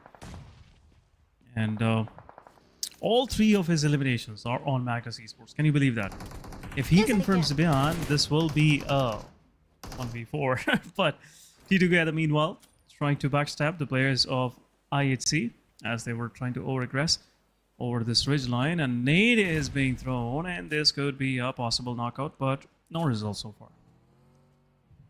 Rig also trying to do the same thing, but not having the perfect projectile. Then next circle shift is also going to be very detrimental for all these teams, Ehsan, because right now they all are inside the safety of the circle. But let's see where the hard shift is going to be. On the other side, LX still fighting with the players of T2K, especially Rig with those throwables. Not making any sort of connection. I see, yes, they do have good defeat points, just 2 defeat points. On the other side, Agonix I8 Blade. With it, when he finds one more player of 52, let's see if he can find the confirmation. The circle takes a sudden shift where the players of NBeSports are going to find themselves in the perfect spot to get a chicken dinner for themselves, even for MB. If they're looking for aggression, if they're looking for finish points, they're placed perfectly. On the other side, High Voltage DZ Ryuk with a vehicle run over eliminates the last player of Magnus. Yeah, last player of Magnus, and just putting an end to the misery for sure. Magnus Esports Zibian. He had some, some sort of success, in the match early on, but the rest of the team, they were least interested in surviving. So for sure, Zibian also had to leave. But Stalwart Esports, they're having a hard time trying to make their way inside the circle, even shifting further away from them, going down south once again, another sudden shift onto the circle. And this can be really helpful to the players of 17 Team Leo and 4MV right in the dead center. Rest of the teams trying to make their way in. High Voltage DC, they have a ridge line to their name, but Godless from far away takes down one of the players. High Voltage DC. Now they are also getting some beating from the lobby. 2 of their players are down. Sunjir is there for the survival action, pushing forward. This could be a 1v1, a possible decider for High Voltage DC's fate in this match. And Sunjir just waiting for Ryoke to just make it close to him. But Mabetex, they are closing it in for sure. This will be another fight happening. There you go, Sunjir. Prepared a nade. This nade can take down Jiro, but Jiro survives on a Sidrifin HP. Meanwhile, Godless takes down Jiro. Mabetex also losing their players, but a nade from the side of Action will take down the 2 players. And it's over for HVDC as well. Well, HVDC, they were making a lot of noise, but finally bits bye-bye on the 12th spot. And Stalwarts, well, they have to have the periphery of the circle. The next victim of Stalwarts could be the players of Leo Esports, because IC is having the perfect line of sight, but Leos, well, they do have a hard cover for themselves. On the other side, Tops is picking some other fight with IHC, where Godless has been taken down. Easy confirmation should be done. Now Alex is left all by himself. Even Tops is also receiving some shots from the backlines. Could be the players of Raw Esports. So Stalwarts, they also need to be a bit cautious while approaching this fight. Even the players of Agonix I8 and NBeSports, T2K, they do have a good advantage. But DRS might lock horns with the players of 7th Element and Stalwarts and IHC. This fight is still going on, where IHC is not looking so good, because even T2K, they're also keeping an eye onto Alex and Godless. Yeah, but this help coming from the teams on the backline, especially Leo and Raw officials, it really delayed the process of Godless elimination. But still, STE, as these guys are way focused in the battlefield, for sure they will make sure that they confirm the elimination. Left with 11 teams, 35 players. Still a lot happening in the center. But as predictions are on our screen, guys. Shadow, I'll give you the first chance. Which team you want to pick? NBeSports. I've Let's been go, rooting for them in NBeSports. Miramar since a very long time. Let's go NBeSports. I'm going with the Aegon X-Lite for sure. With Aegon X-Lite in this match, as they are pretty much edged on the south. But as we were talking about this, IHC been pushed by Stalwart Esports, and Stalwart Esports will confirm this elimination. IC also gets eliminated. What is going on? Team T2K also making sure that they, get their part in this fight as well, just confirming a few eliminations for themselves. But 7E now, they are gatekeeping DRS as these guys are trying to make their way. Leo is on the back line, so DRS cannot even wrap around this compound because Leo will be able to have some angles on them. But DRS, they have to straight push in. That's what 7E is trying to set up for. And now DRS, as they are getting prepared in their vehicles, we'll see how 7E will answer back this aggression from these guys. But at the same time, Leo, their focus is more toward raw officials and the center, where 4MV is holding on to. Stalwart Esports, they have to make their way in. 4MV could be a possible gatekeep for these guys. But look at this, STE, they are on the doorstep of 4MV. Doc also getting some damage. At the same time, Leo Slipknot takes down Gyante, as I was talking about. And now, DRS is on the mercy of 7E, and 7E was already expecting these guys to pull up here. There you go, some sprays. Nice work done by Divine, and the last man standing it is for DRS. It will be a possible quick confirmation. Goku Bot gets knocked out, but meanwhile, there you go, DRS gets eliminated. 7E, they are also being pushed from the back. Leo Esports would love to be a part of this fight. 7th Element already being the table toppers, but now the esports are also challenging them in their compounds. The throwables are there, the grenades are being flung over, the molotovs, everything is being utilized by nice Leos. work. And Slipknot finds Goku Not, but Alian also finds yet a Uta. Confirmation points are also being made. Alian trying his level best as the Leos are still pushing in, and now it's only Divine. Divine, the only man standing from the side of 7th Element. He does have a DBS in his hand still. It's a possible 1v2 that he can clutch it out. But the smokes are there to deny the vision that he needs right now. And right in front of his face, there is a nice flare. work. Takes him down. Nova X, instant confirmation point has been made. Now Divine trying to reposition this was a mistake. himself. And again, XIA, they find him and takes him down. Yeah. You let Leo survive for a while. You just had to hold on to that edge. There was a chance where these guys could have confirmed this eliminations, but now Leo is also out of the match. Raw officials, they just took the final player down, and now raw officials have that compound. This cursed compound is shifting its ownership in just a few seconds. Back and forth, 7E were there. DRS tried to claim the ownership, and now Leo is not there anymore as well. Raw officials, they have to make their move as well. Right in the dead center, it's Aegon XI8. They're pretty spread out. And now, looks like Aegon have a better chance of closing this thing out as well. 3-man standing. Team T2K is Stalwart on the other side. 2 players surviving right in the dead center. T2K Jane have to be more careful, as Stalwart Esports have nothing to lose. They are pretty much, pushing their limits right now with 2-man surviving. But T2K have a lot to lose. They have to make their match from here on. But there you go, 4MV pushing on to the players, confirming Nerzit gets confirmed. Apex just running over the player. At the meanwhile, NBeSports getting thrashed by Aegon Side. It wasn't confirming the elimination, and there you go, STE top gets confirmed by T2K. But what a spray coming from the side of T2K Jane, confirming Apex. And 2 of the players of 4MV are lost to the cause. 4MV left with only 2 players. The chances are getting skimmed. Oh, I thought 2 of them. Doc still survive with just HP of somewhere around 10 HP, I guess. But 4MV, they really took the beating in that over-aggression coming from their side. Just T2K, meanwhile, making sure that no one over-aggresses on them. It's an open space. No one is there to claim it. It's an open circle. It's an open circle. Everyone has to play on the periphery, and it's not going to be so easy. This is a tricky circle. You need to have those throwables, those smokes. The soft cover is required. For now, T2K, they do have a certain position advantage, as there are slight ridges that they are holding on to. Even Reggie's side, 420 boy He's still surviving. He has made it inside top 6, but Probeen from Raw finds Baron a 4 MB. This There grenade you can be go. very deadly. The way the players are Nice sticking one. together. And It's over. Malik takes Dog down. It's Only over. one player remaining from the side of 4 MB. It's going to be East. And the way the players of Raw Esports are charging towards him, I don't think 4 MB can survive right now. But for now, 4 MB with only one player. The confirmation points are being made. East also goes down, and 4 MB bids bye-bye with only one elimination on 6th spot. Raw Esports looking very strong. 8 defeat points already in their hands. But T2K is also a big threat for the players of Raw.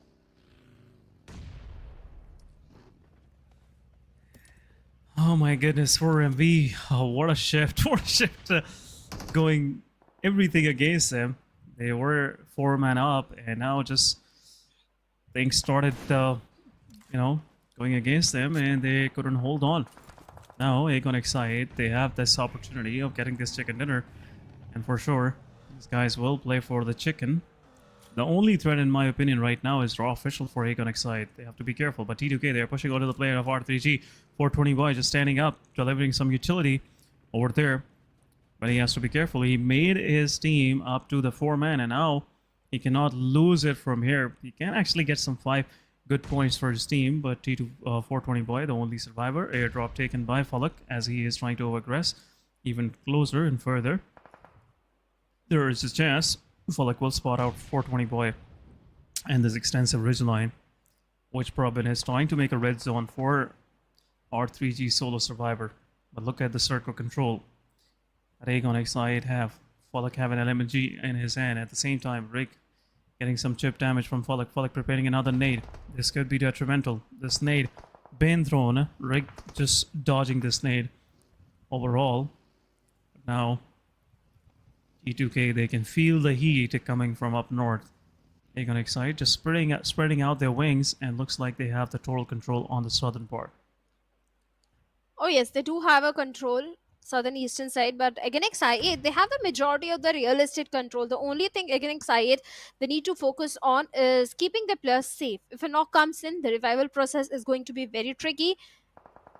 For Raw, they have to be very careful of the grenades that might be coming in their direction. 420 boy is one hell of a lucky guy. He's made it inside top 4, still surviving, right in the epicenter of the circle, and no one has spotted him out.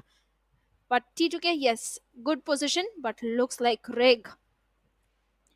He has a vague idea. There could be a player right in front of him, but he has no throwables, no grenades, no molotovs, nothing, even no first aids. T2K, they are very short on those resources. The only thing he has are 2 more smokes, which he's trying to use, but nades are coming in towards IQ. IQ has been forced to reposition, but look at the flank angle which Blade is trying to create. There you go. At the same time, Falak getting the first entry. IQ will be pushing forward for sure. Some more nades are being thrown as well. IQ have an LMG, and he will take down Rig. And T2K is left with nothing. 420 boy also want to chime in as well. Raw on the other side. They're slowly and steadily pushing in, and there you go. Love's position is spotted out. Information coming in. Uzum throwing the nade, and in the range it comes R3G's 420 boy. 4th spot finish for R3G, even though they were the first one losing their 3 players. But now Aegon Excite, they have spotted out Love. His position is pretty much revealed. The final health kit, the final chance is utilizing. And for sure, Falak and IQ will not give him a chance to strike back. Look at the focus Falak has. He still knows the player is there. Didn't move an inch. But on the other side, Raw officials slowly and steadily trying to push forward. There you go, a smoke's been deployed, and now Falak will push forward. And now I have a slight of a fear that looks like Falak has no idea where exactly the player is. There you go, he might spot him out. Shot, jump shots, and midair he takes down Love. And now Raw officials want to join in. It's a 4 versus 3 between the Giants. Second time around, Raw in top 2. Oh, they are being very consistent. Even again, XR8 again having a very good run. This could be their chicken dinner because they have the numbers advantage. And the way they have the real estate control also, this is their game. Oh, nice but work, again, XR8, Blade goes down through the hands of Probeen. Oh, 2 of them. 3 of them are down. Oh, it's IQ left to IQ. Last man standing, and Raw officials get the chicken dinner for themselves. Big on XI8.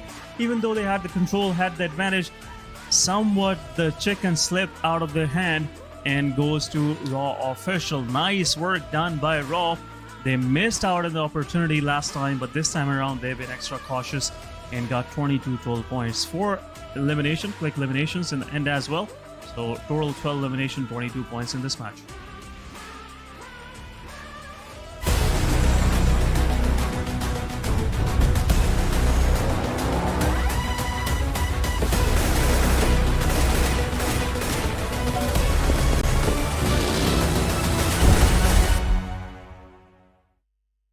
In the new version, we've upgraded the security system. There are also some big updates to the real-time review system. Let's check them out.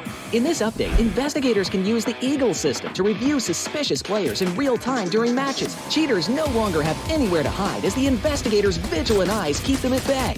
If a player is caught violating the rules, investigators can report it in real time via the Eagle system. Once a player violation is confirmed, the PUBG Mobile security team will promptly impose penalties to maintain a fair gaming environment. Concurrently, we've added a new damage distribution chart and icons to the video progress bar to assist investigators in making more precise judgments. In this update, we've also added a bullet trajectory display, grenade trajectory display, and an unobstructed 360-degree view of the target to make it easier for investigators to make judgments when reviewing. If you have any questions about this update, please feel free to leave a comment. See you next time.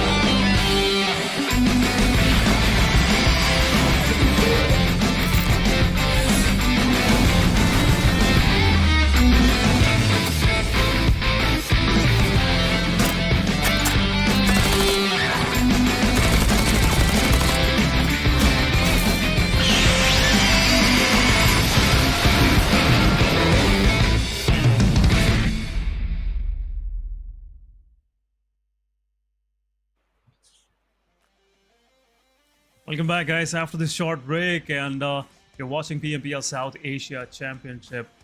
Day 3 of finals it is. This is your host, Essen. With me is Shadow on the desk. Shadow, what a close break on XI. They were having everything going their favor.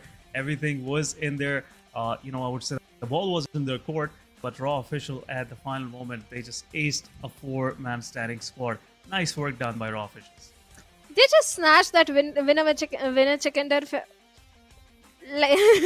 Winner chicken dinner from the hands of Raw Esports, because hey, Raw Esports, yes, they were playing fantastic, but against they had the numbers advantage, they had the real estate control, but Raw Esports, they were the better one. They missed it in the previous one, but finally in this one they get it, and we have to point it out that Raw Esports performed the best in the map of Miramar.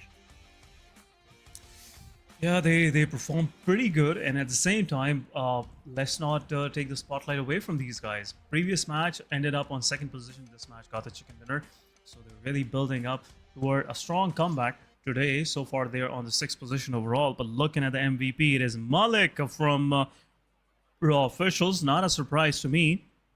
Last match it was Sky. This time around, it's Malik. 6 eliminations, 670 damage, 29 minutes of survival, 4 knockouts, 2 assists, and just 208 healing done by this player. Nice work done by Raw officials. We'll have a quick look at the players in focus, and I'm pretty sure Sky from Raw will also pop up there, or maybe Prabin, because he was that guy in that final fight. He took down, I believe, 2 players with his suppressed UMP. Yeah, but let's have a look at the players along with Malik, who have made it inside the top 5, and is going to be his There own you go. teammate Prabin with 5 eliminations, and again Excited Blade with 4 elims. Then we have high voltage DC, Rog and Sanjay with 3 eliminations each, where Rog having high damage number but Sanjay having high survival time. Well, Raw Esports, this was perfect game that they have played. So let's have a look at the match ranking that where exactly each team stands. For this one, Raw being on the top with 22 points, again XI8 on the second spot with 16 points, High Voltage GC on third with 11 points, T2K on fourth with 11. Seventh Element also being very aggressive, having good eliminations, but not too many position points, standing on the fifth spot with 6 points. Yeah, they got third party on the right time. This is what you call a good third party. But unfortunately, Leo, they just got 2 points for themselves. They couldn't survive for that long as well. But Aegon on the other side, they are right on top with this second place finish with 122 points. They are on the first spot. Second spot goes to Seventh Element, and Seventh Element 122 points to their name as well. NBeSports with 114. T2K made their way in top 4, 108. 4 Minute Vibes on 108. Raw officials very close to top 5 position. Yesterday, me and Shavash, we were talking about how top 4 are getting separated out from rest of the competition, and now it looks like everyone is in the striking position. Even though till the position number 11, I still think there could be a possible comeback coming our way. But IHC 84 points, Stalwart Esports with 74, High Voltage DC, they are also trying to get into the top positions as well. 72 points to their name. Mabetex 57, and again Magnus Esports with some good elimination points, but very few placement points. Really have to work on that. Leo with 44, R3G with 10 placement, 14 elimination points, and 52 Esports still trying to find something for themselves in this competition. But anyhow, looking at the schedule, we have another Erangel on our way now, and it's this match number 3, and this could possibly be a comeback match for Aegon Exide, because once they miss a chicken dinner from this close, for sure they will make sure the next match they win this. Yes, it's time for Erangel, and the previous Erangel, it was T2K and Raw Esports. They also came very close to getting a chicken dinner for themselves, but let's see which team is going to make a comeback, because hey, let's be honest, not too many matches are left. It's day number 3, and almost we are into the mid of day number 3. So this is the high time that teams who want to propel themselves and come in top 4, this is the game where they have to start performing really good from this very Erangel, because Sanhok is very unpredictable. You can't predict Sanhok. So many factors come into the play when it comes to Sanhok. So Erangel and Miramar are the two maps where you have to depend if you want to stage a comeback, if you want to propel yourself. So if I have to ask you, which team, Esan, you think is going to make a good comeback in this Erangel? I think Raw officials still they're on their way to make it to 100 points, and also give a hard time to 4MV, and also the teams up top as well. T2K, to my surprise, they really did good. But guys, our first milestone of 10,000 comment is already achieved. All thanks to you guys. Make sure get these codes for in-game rewards. The codes are on your screen. Make sure you take a screenshot and just write it down somewhere and copy that code, and you can redeem these codes and visit on the website mentioned below. That's where you can redeem all these codes from. So thank you so much once again for showing immense amount of support to PUBG Mobile Esports. We are really thankful to your support and participation. Coming back to the topic, again, as you were saying, who is pretty much in a good position to make a comeback? I can surely say it's Raw official. Then again, one more thing I want to see is DRS. Yesterday they got 2 chicken dinners. Where are they? It's been 2 matches. They've been somewhere in the first few phases of the game, but midway around 5th or 4th phase, they just lose it all, and that's where the problem starts. You have to stay consistent. You have to make sure that you get 10 to 15 points every match, or at least 8 to 10 points every match. You just keep yourself somewhere close to the winning positions. But match number 3 it is, and we are moving into our match. Lane line on our screen. It's starting from Sosnova Military Island, going up north towards Severny, pretty much splitting out the map into halves. And this is one of the, I would say, fairest lane line I have seen in a while. Oh, certainly. It is bisecting the map in 50-50 half. You can't ask anything better than this. So all the teams are going to be pretty happy. And 4MV, they have always been going towards the side of military base. Against I8, after the league play, this team has changed the drop location. Instead of contesting 4MV in the home ground, they have changed the drop location to Quarry, and from there they start rotating. And I think against I8, despite changing the drop location, are performing really well. Stalwarts heading towards the side of Novoripnoi, T2K, they always love to go towards the side of Sivoni, and that is where they are heading right now. Leos towards the side of Katka, high voltage GC right in the epicenter, but the split that is coming from the side of high voltage, well, that's not looking so fantastic for now. But you know what's looking fantastic? The circle. This was the circle I was asking for in the first Erangel, but thank you. The wish came through slightly late, but it is there.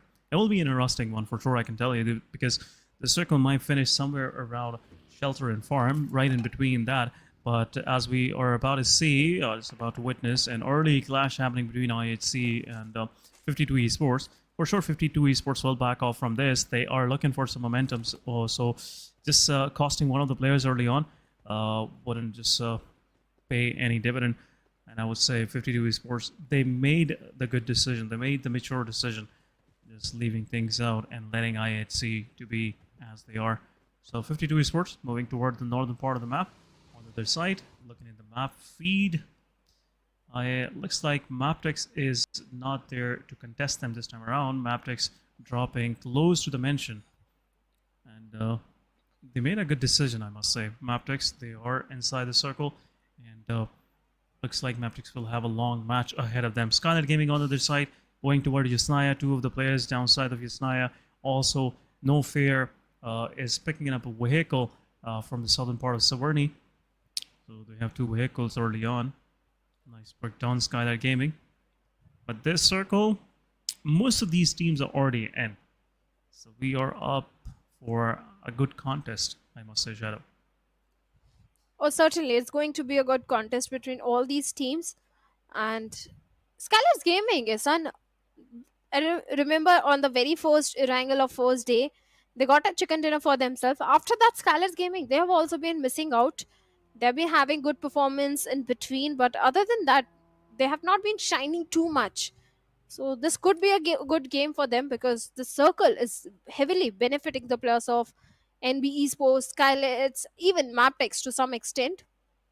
Speaking of Regicide and T2K, let's see which path of rotation they would opt for. Usually, I've seen both these teams going from the shorelines, especially Regicide. They tend to go from the complete eastern shorelines.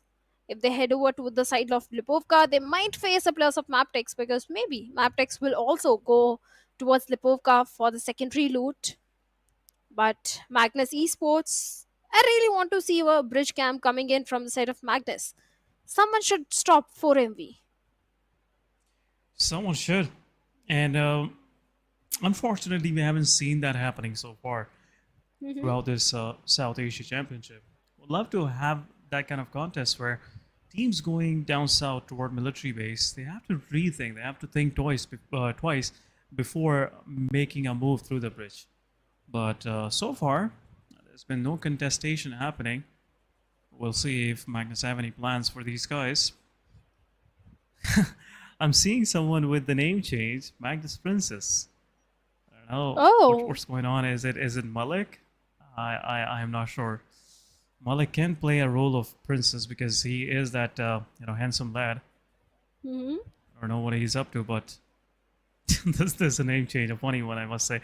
But Magnus Esports, they really need a prince now, a prince that can battle down some of the teams in the battlefield for them, and can make them reign supreme in the South Asia lobby. But they just want to kill their enemies with a princess. So that's an unusual choice, I must say. Well, the princess is inside the game. Where is the prince? Yes, where is the prince? Yeah, where is the prince? Or who is the prince? Maybe someone in Team Magnus. To all the viewers, our producer is saying he's the Prince Charming for this princess. Oh yeah. Oh my goodness. Oh my goodness. He Still, said we have it. He to. said it. He literally said that. I can be, uh, I can affirm that for sure. He said that. You guys might not hear it, but we did. So we'll make Magnus Princess to contact and just give a chance to our prince here, sitting on the back, just controlling everything. But anyhow, slow start to the match. No early contestation happening. No vehicle fights. No fights for the map control. And every team have a drop location for themselves. But DRS, they are down south inside the circle. A good position. Circle might shift down toward them, toward Milta City and Farm. So they don't have to move an inch for a while. Well, it looks like first two phases will be in their favor. But as teams are marching in, things might get a little more crowded than expected. So for sure, teams should be ready for some aliens coming in from outside of the circle. Sure, there'll be some contestation happening, some fights, some bullets flying in a moment. Well, certainly, the fights are going to happen in some time. Seventh Element, this team, this they have impressed me the most. The way they have improved their gameplay, because in the league plays, I don't remember Seventh Element playing this good. But in the finals, in the grand finals, when it matters the most, Seventh Element, then they have been topping the charts. But on the other side, SKYLIGHTZ still in the city of Yasnia. That has been their home ground since a very long time. IHC again going for a very late rotation, having fighting with the brunt of the blue in the city of Georgopol. The only team that can give a little bit of the problem to the players of IHC if they enter from the side of Ruins are the players of Raw, or maybe if they head towards complete Northern Island, could be the players of 52 Esports. But for MV, they know when to rotate. They read about the other teams, the way they have been doing their homework is so very good. Look at the position for MV. Again, they are on the periphery of the circle. All they have to do is, the backlines is clear. All they have to do is just watch in the front and shoot and just get those elimination points. But Stalwarts, well, they are in a cluster. I won't say they are in the best of the position. They are just inside a cluster. I really hope they do have a good compound. But the circle shift is going to be so very detrimental because it is right in the hands of Magnus and Egenix I8. Egenix I8, they missed it in the previous one. Maybe they can get it in this one. Yeah, for sure, Magnus Esports and Aegon, they have a prime location. But the problem is they are surrounded from every side. NBeSports trying to make their way. And as we were expecting, the circle will shift down south toward farm. 7E will be happy as well. But now there will be a lot of fights happening. Magnus Esports still trying to find a good compound to their name. And for sure they did. They have to just be a good neighbor to 7th Element. This is a very unique and I would say very difficult compound to control.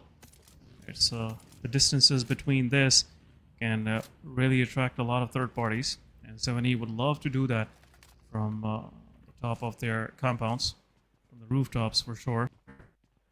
And pretty southern Magnus Esports would like to place themselves. Look at the Fenny camera. Magnus Esports Rollin is sitting right next to him, so this is good for MGS as all of these guys are playing close by. But an 8 from DRS taking down Action. Action been on the front lines, so he has to taste the incoming first. But he's back in the safety for sure. Narzad will res him up. A smoke in the doorways. Every entry point is blocked right now. But what is DRS thinking in their mind? What's the plan? Doesn't look like the formation is not there, and DRS just backing off the players of Stalwart Esports, giving them those warning shots that these guys don't end up even any closer to these guys. But Action being rezzed up, and the history Action has looks like it will be a difficult one. But Top ZZ getting a lot of damage, but still ends up reuniting with his teammates. So it could be a full-fledged 4 versus 4. Well, certainly it's a 4v4 fight, and Rolls with a grenade is trying to find some sort of opening on the other side. The Z in Action also having the same mind. Let's see if they can find the perfect projectile. And on the other side, somewhere else on the map, 7th Element also finding the plus of Regicide, getting those confirmation points. Regicide left with only 2 plus. In this particular fight, right in front of our eyes, Ehsan, IC's position is going to be so very critical. He can go for that flank angle onto the plus of DRS. But for now, kind of a stalemate situation. Somewhere else, again, Leo's locking horns finds one knock. And looks like they're looking for the confirmation point as well. IC also slowly crawling his way, going for that flank angle. So many fights are happening left, right, and center. And the amount of smoke that IC has deployed, I wonder if it is going to work in his favor, because maybe a retaliation grenade can in from the side of DRS.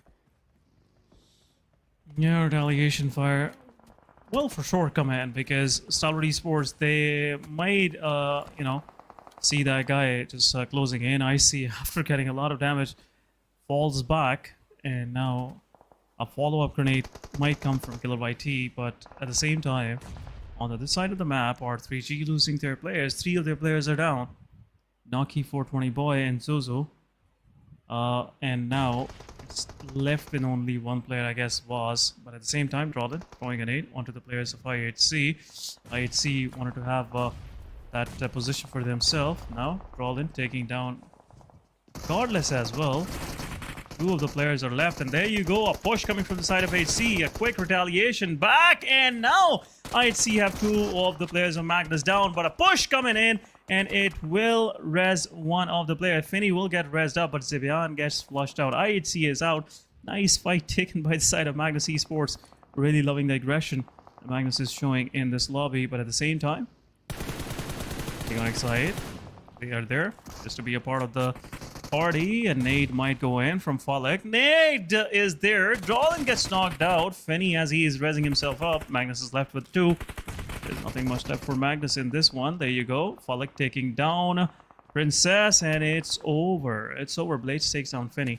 Magnus Esports also leaving side by side with IHC. Iconic side will have 3 eliminations to their name. At the same time, Stalwart Esports trying to press forward onto the players of DRS.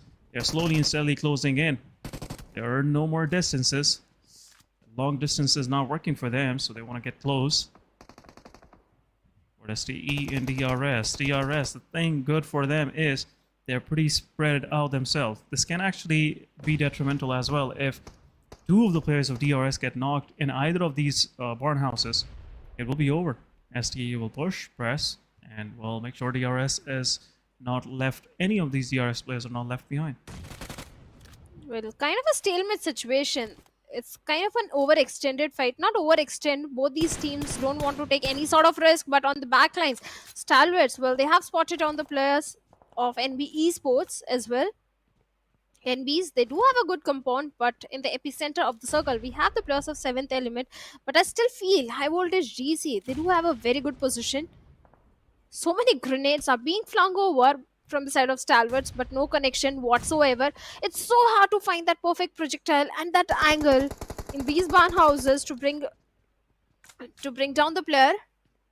And at the same time, Stalwarts, they have to understand the micromanagement of the resources, because they have used too many throwables in this particular fight. On the other side, DRS, they are being the silent ones, trying to reposition, not giving too many sound cues to Stalwarts. And the circle shift. The circle shift is going heavily in the favor of High Voltage and NBeSports. And Aegon is also there. So, yeah, that was a good choice from Aegon Excite coming on to that in a position where Magnus Esports was holding there. But circle has shifted even further, and a lot of part of the circle is in the water. So not much of there is available to grab. A lot of it is open shorelines, which right now teams have to hold on to right now. But DRS for Stalwart, it's not going anyways, so both of these teams might have to back off. Well, for now, T2K, they are also trying to find a spot for themselves. Looks like they are coming under heavy fire from the side of DRS, but thankfully they do have a little bit of the ridge to work around with, and for now they are in the shorelines, but Stalwart Esports stops trying to take down Pubgm, and Pubgm surviving on a sliver of HP. Finally, Malik gets taken down by STE. Three of the players are down. 3 of the players are down, and Sky is the only player remaining. He also goes down. A blind rush, a hasty rush coming in from the side of Raw Esports. Now they have been eliminated from the lobby. 3 defeat points in the hands of Stalwart Esports. Stalwarts, this is a very good game for them because this compound is going to be in the next circle as well. All they have to do is just defend it. Yeah, this is a very important compound on the side of the northern part of the circle. There you go. 52 Esports going against 70. At the same time, DRS strikes for the first time. One of the players of STE is down. Some progress eventually between both of these teams. But it will also be a stalemate once again. But an 8 from Chotu takes down 2 of the players of 70. 70 down to the last man standing for sure. 52 Esports will love to press forward and confirm those elimination points. At the same time, down on the western edge, we have R3G, Leo, 4MV, all of these guys just trying to make their way inside the circle. At the same time, 52 Esports versus 70. It's not concluded yet. And both of these teams trying to make their way in, but 4MV slowly and steadily closing in. Look at that. There you go. 7th element pushing forward. T24 realizes there is a third party happening as well. Another player gets flushed out, and 52 just left with no options. They have to push onto this player. Shotgun is waiting for them on the staircase. We'll see how these guys are gonna deal with that, but blue zone is on their back. A shot to the face. 52 Esports losing another player. And last one it is, and there you go. Some reload coming from the side. There you go, 7th element T24 OP. Just want the final one as well. Hassan with the shotgun. Pushed forward, but Hassan had a reply this time around. 52 Esports surviving, but they lost 4 of their players. 70, leaving on the 4th spot. But a quick prediction, I guess, from my side. I'd go with the... We'll see which team. We'll see. Meanwhile, Shadow, go ahead if you have any name on top. I think this time I'll go with Stalwarts. What about you? Nice choice. Nice choice. I'll go with NBeSports. Let's go with NBeSports. We'll see how that thing will turn out. But Yeah. DRS is still in the mix, so we should be kind of slightly assured what's going to happen. But Aegon Exide, as they already heard what's happening on their close-by fray, the Leo Esports going against 4MV. 2 of the players of 4MV are down, and there will be some push coming in. But Nova, he is oblivious of this fact that Apex is right in the open. Second one down from Leo, and last one standing from Leo. At the same time, a third party happening, a quick confirmation. 4MV wiping out the entirety of Leo Esports, and now they have to move inside the circle. A third party still happening. T2K from far away trying to confirm those eliminations. But look at R3G Solo Survivor. He's still in the water, surviving, and is trying to make his team to top 4. But at the same time, Falak confirms 1, confirms 2, and the last man standing of 4MV would have a hard exit out of this whole vicinity. Well, a big challenge for 4MV right now is how they will traverse themselves inside the safety of the circle.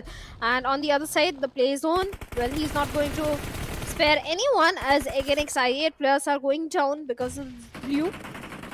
But thankfully the teammates are nearby. Easy rescue mission, but Falak also coming under heavy fire, and he gets taken down from the moving vehicle from the side of Stalwarts. Stalwarts, they're raining havoc onto the players of I8. Remaining 2 players, all they have is a little wooden shack for themselves. But T2K Rig TP comes into the action as Blade on T2K doing a perfect third party in this scenario. Now again XI8, they are pretty much pinned down in that wooden shack, but hey, hold on! We have high voltage GC also charging up onto the compound of NBeSports, where Aero with the DPS takes on Mondo gets the instant confirmation, and Aero is the last man. Actually 2+ surviving, but Aero also goes down, and Sanchar is the only man standing. NBs Well, they were challenging the players of high voltage. Now they have the compound under the control, but Akaza is still down on his knees as Sept is going for the rescue mission on the other side. Stalwarts, they are taking down the players of XI8 as Uzm gets taken down, and Rock coming out in the open makes a mistake of his life, and Fistboy instantly takes him down, and high voltage GC bits by bit on the 8th spot with 2 LMs. Yeah, at the same time, Stalwart Esports, they're not letting the players of XI even move inside the circle. 2 of the players, Uzm and Blade, are down. IQ is the only one just stranded right next to the wall, and made his team to top 7. 6 total points for Aegon XI8. At the same time, DRS versus Stalwart Esports. Both of these teams, they've been entirely in this compound for a long time throughout this match. The final circle might be the decider between both of these two. What just happened? Delta spotting a vehicle raising from the window. Is that what's going on? What is this? What is That's this? a buggy. That's a buggy. Thank God it's daylight. Delta would have a difficulty holding on to that position. It looks quite frightening, I must say. But DRS on the other side, they are in a safe space. Stalwart Esports, they have to just wait for teams to get inside. But how come T2K is just holding on to this short lines? Nice spread. Look at this. They could possibly be the threat for every team that will try to, you know, exit out of these barn houses if circle goes even southern. But I don't think so. It will go even south because a lot of water is there. So the short circle will move toward the landmass. SKYLIGHTZ Gaming preparing to get inside the circle. At the same time, NBeSports, they're preparing their vehicles as well. For MB and Aegon XI8, both of these guys are still surviving with solo survivals. Apex might get spotted out by IQ. Right now, STE, they're having a time of their life. 6 elimination and some more targets to shoot onto, and there you go. Top ZZ takes down Mr. Boru. It'll be a revival, I guess. Versus not having a good angle over to the player, and Mr. Boru will get rezzed up. Well, he will get a raise, but SKYLIGHTZ are still in a very dangerous territory on the other side. Again, XIA, they have been taken down from the lobby, and T2K Love finds NBeSports. Even IC also goes down. Fistboy is trying to lob some grenades, and Tops has been forced to reposition himself.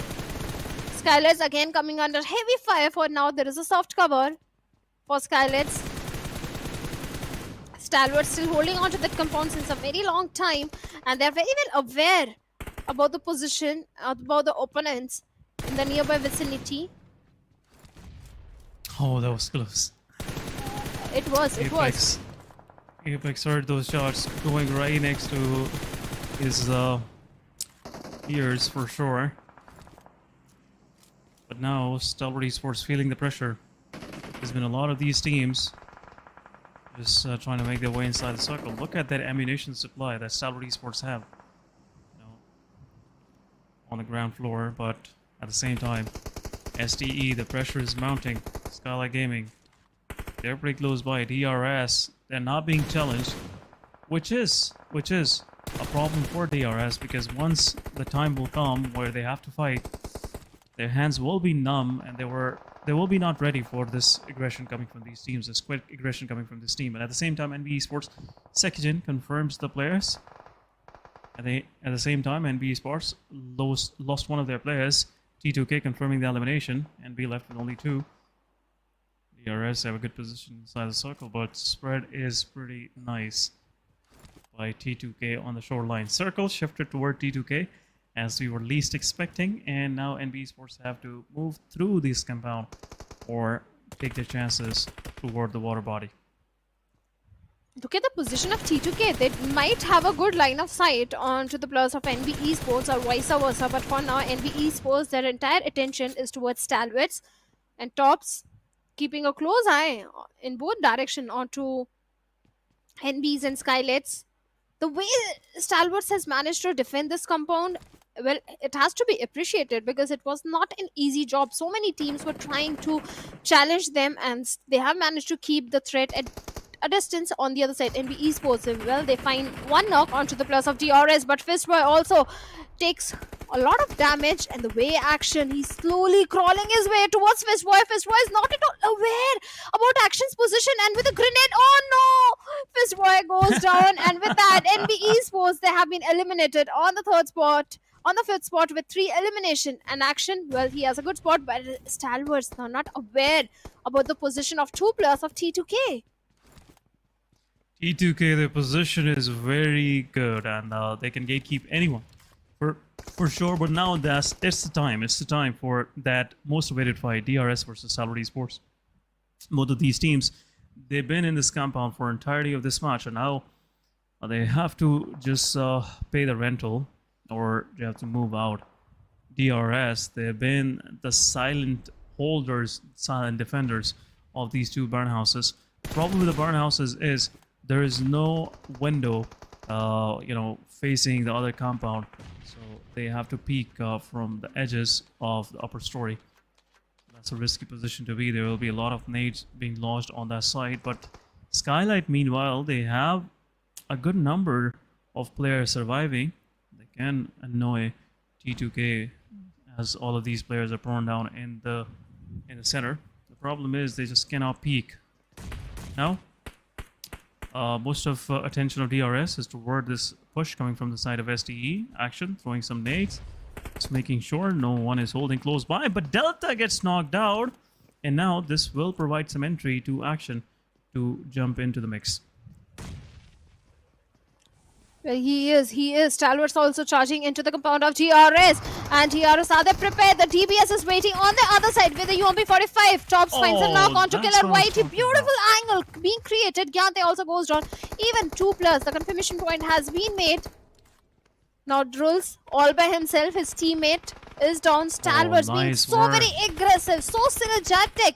The way they have pushed onto the plus of DRS, Rolls all by himself with the UMP-45. Nizze takes hefty HP out of Rolls and instantly takes him down. And with that, DRS, they also bid bye-bye on the 4th spot with just a single elimination. Stalwarts, Nizze with a grenade. One grenade is all it takes to take down the players of SKYLIGHTZ Gaming. Nima on a very low HP. One more grenade and No Fear can go down. But no, they're still surviving. These guys are surviving. So lucky, but Molotov coming in and Nima is literally burning.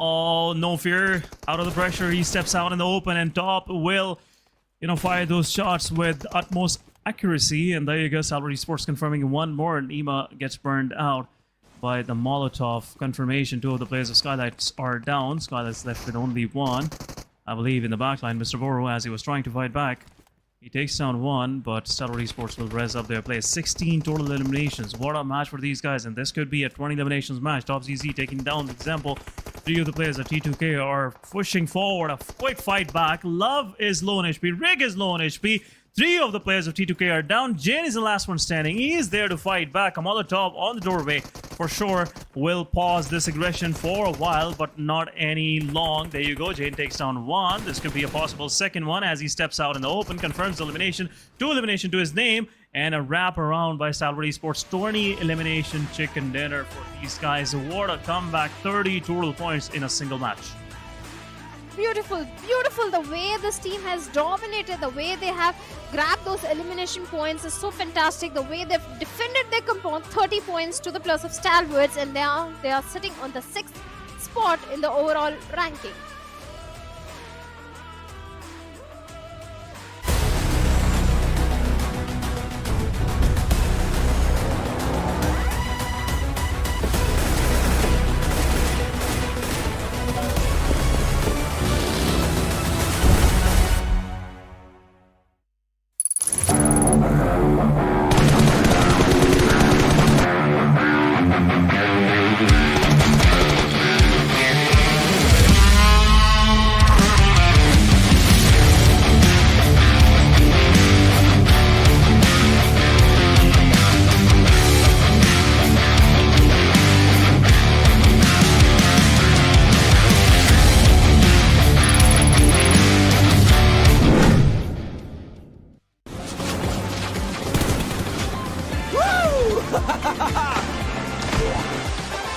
Welcome to Airdrop Carnival. Let's have a blast!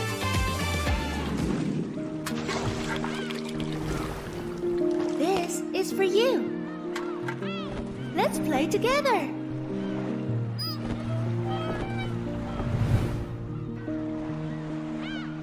Let's take a break.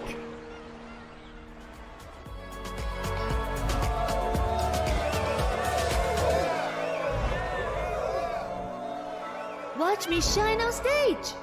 I hope you can remember me.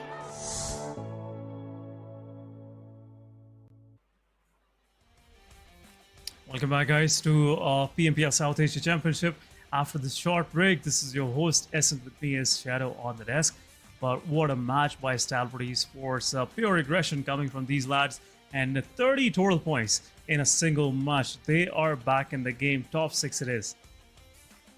Top 6, and can they be in top 2, top 3? I don't know, because it's Stalwarts. Anything can happen. They have started making a comeback, and I don't think this Mongolian team is going to stop for anyone. So the Mongolian domination, which we used to witness previously in the previous season, I think it's back. But other regions are also competing very hard, even against IA. The way they have been so very consistent. 7th element, the entire Pakistan region, they have been playing fantastic. Even the Nepal region, DRS, they were at the top, but now they have fizzled out. There is a certain dip in the performance, but I'm very sure they'll recover. But T2K is there from Nepal, being so very good.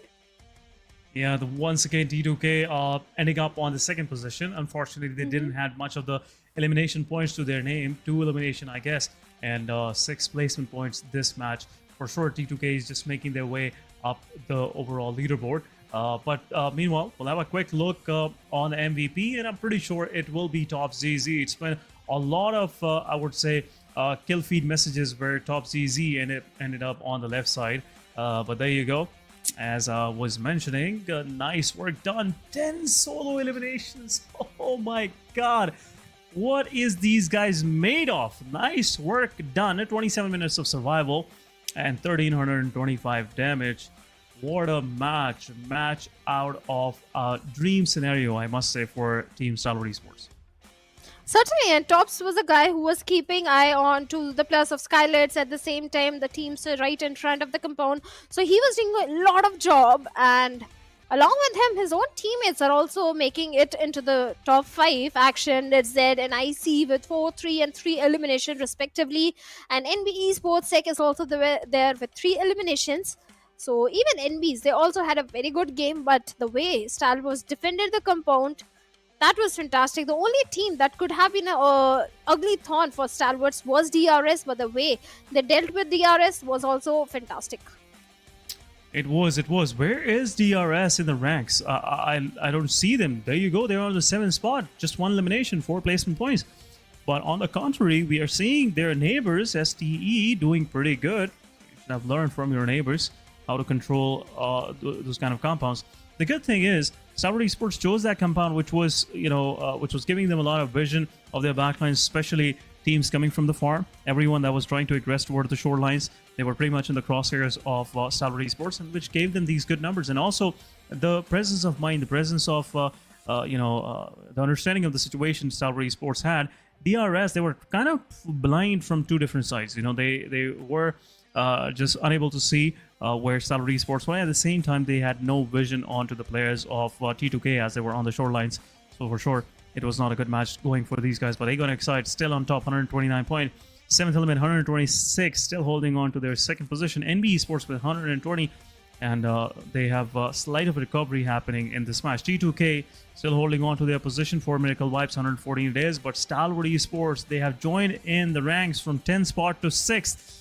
Nice jump, 104 total points. SKYLIGHTZ Gaming with 98. They're also in the striking position, I must say. But DRS, slowly and steadily, they are going down on the overall leaderboard. Raw officials, they've been toppled from position number 6. Now they are on 9th IHC with 85 points, 10th. And now it looks like it's a far cry for teams down below. Leo Esports, Regicide, 52 Esports. They just have to play for the prize pool. Getting into the top position, at least top 5, is nowhere in their sightings. Yeah, they can fight for the prize pool, but still there is still some hope for Raw Esports, ISC Esports, because still few games are remaining, and now is the time of Sanhok, one of the most unpredictable map, and we do witness too many drop clashes also happening in the map of Sanhok. So let's see where those drop clashes are going to happen. But talking about Against I8, they've got the highest elims, Ehsan. They have been so very aggressive from the very start, and it's not like they're lacking behind in those position points. They have the perfect balance between the position and the points. On the other side, Magnus, like you pointed out, they really need to work on those position points, because all they have are the elimination points, and too many elims. It's not like few elimination points. Too many eliminations are there with Magnus, but very few position points. Yeah, right now the only thing that Magnus Esports is striving for is to survive for long. They are good with the fights. We have seen them, being a force against IHC. IHC had no clue what was coming their way, and Magnus ran through them like a bulldozer, I must say. They had no chance standing against them. But Agon at the right time, making that third party, really gave no time to Magnus to just recover.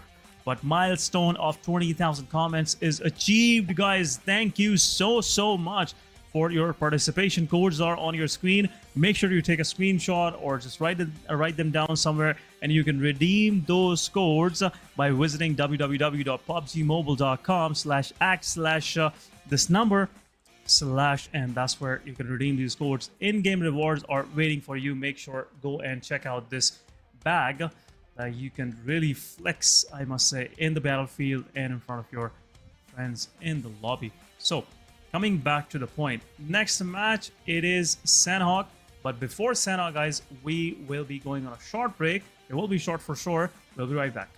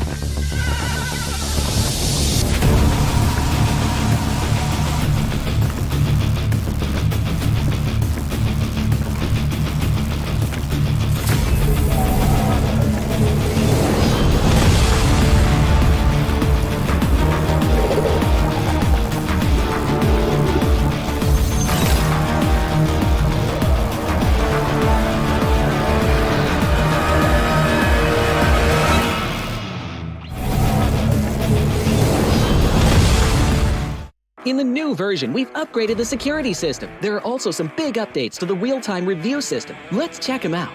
In this update, investigators can use the Eagle system to review suspicious players in real time during matches. Cheaters no longer have anywhere to hide as the investigators' vigilant eyes keep them at bay.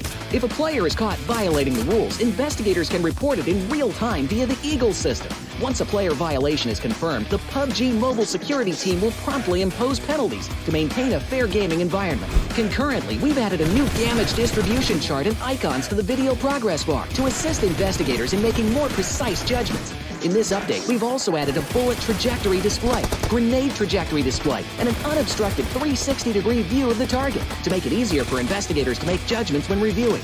If you have any questions about this update, please feel free to leave a comment. See you next time.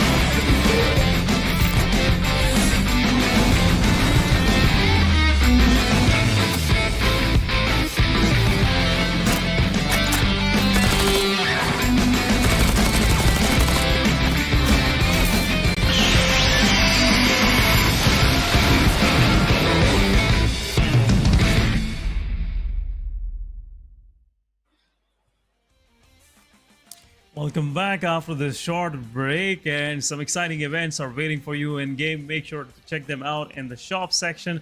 This is your host Essen. With me is Shadow on the desk. Welcome back. Match number 4 is on its way now. It's Sanhok. You guys can see right here somewhere. Like, if I find it out right, yeah, there you go. Some landscape of Sanhok is just waiting for us, and the teams are getting ready. Talking about Sanhok, not gonna predict any team, but would love to see Seventh Element winning this match, because yesterday they were on top of everything, and if Chicken Dinner coming their way this time around will really set them, on top of the leaderboard. Pretty nice and good, I must say. No one will be able to capture that position from them. But Shadow, what's your take? Which team would you like to see winning this Sanhok? I want DRS to stage a comeback, or maybe SKYLIGHTZ, because DRS, they performed really good in the map of Sanhok, and recently we have been witnessing a dip in the performance, and SKYLIGHTZ also same thing with them. So maybe both these teams can try and stage a comeback for themselves, because it's high time. But let's see, whenever I predict a team, they are the first one to be eliminated. So I hope that doesn't happen with the people of DRS SKYLIGHTZ. But what's really is happening with DRS, SN, if I have to ask you, because the way this team started in the league plays, they were on the top of the charts, getting those winner chicken dinners. They had the early momentum. Everything was working for this team. But what suddenly happened to DRS?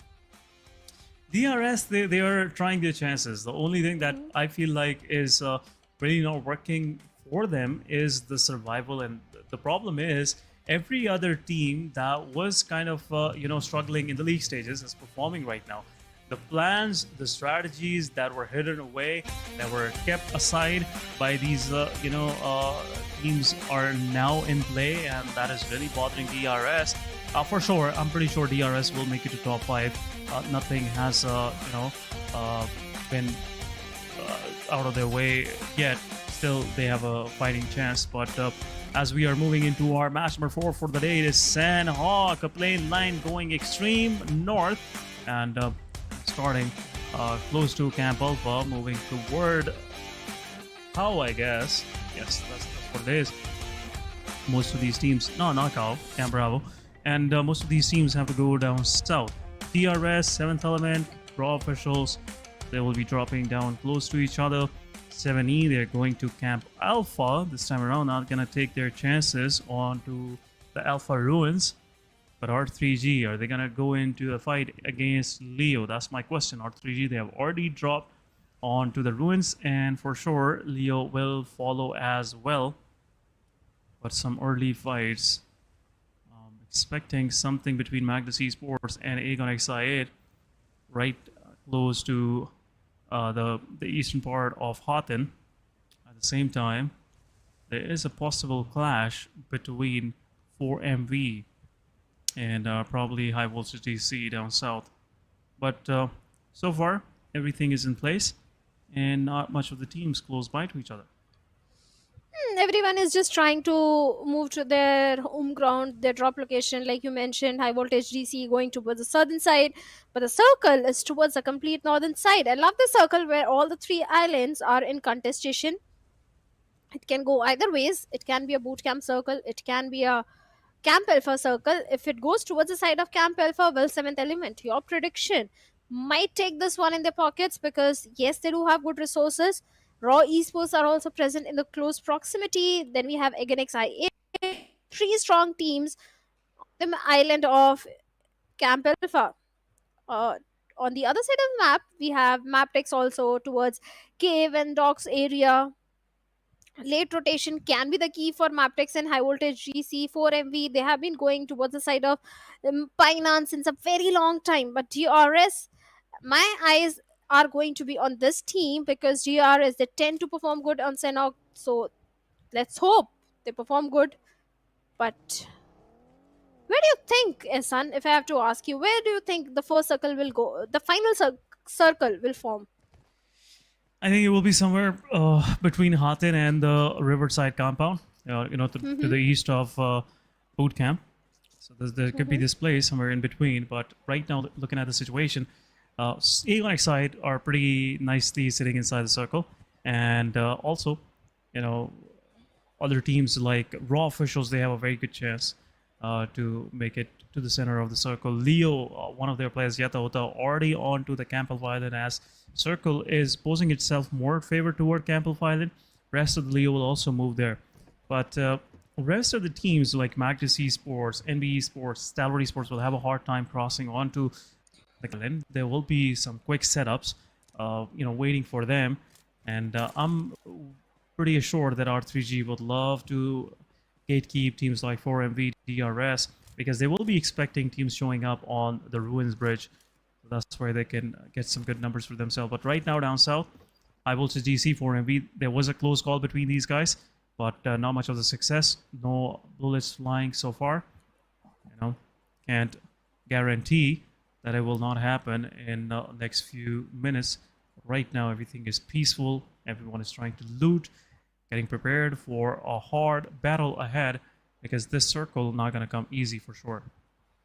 Well, certainly, the circle is not going to be easy at all for the teams to play around, because, like you mentioned, it can go either ways, and there is a little bit of the hold also coming in from all these teams. No drop clashes happening. Everyone is just minding their own business, going for the resources, going for those 4 states. We have not seen too many heal battles also, Esan, this time in this season. So maybe a few teams will try and resort to that. For T2K, well, they're looting on the complete eastern side of the map towards Mongoy, towards the eastern side of Khan and Paradise Resort. Well, even Magnus, they have left Paradise Resort. So T2K, they have to be very careful, because the direction in which they are heading, Magnus might welcome them.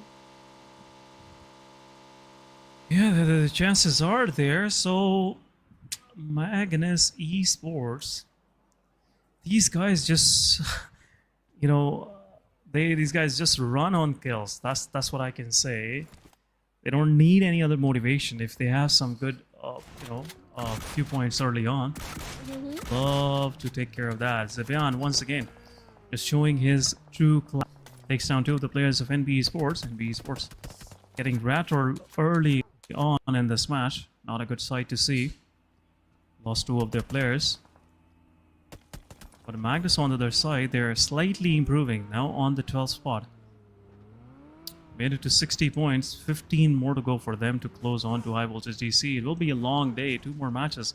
I am kind of expecting a comeback from these guys as well. Would love to see them in top 8 by the end of the day. So they can be somewhere in a striking, position to top 5 positions.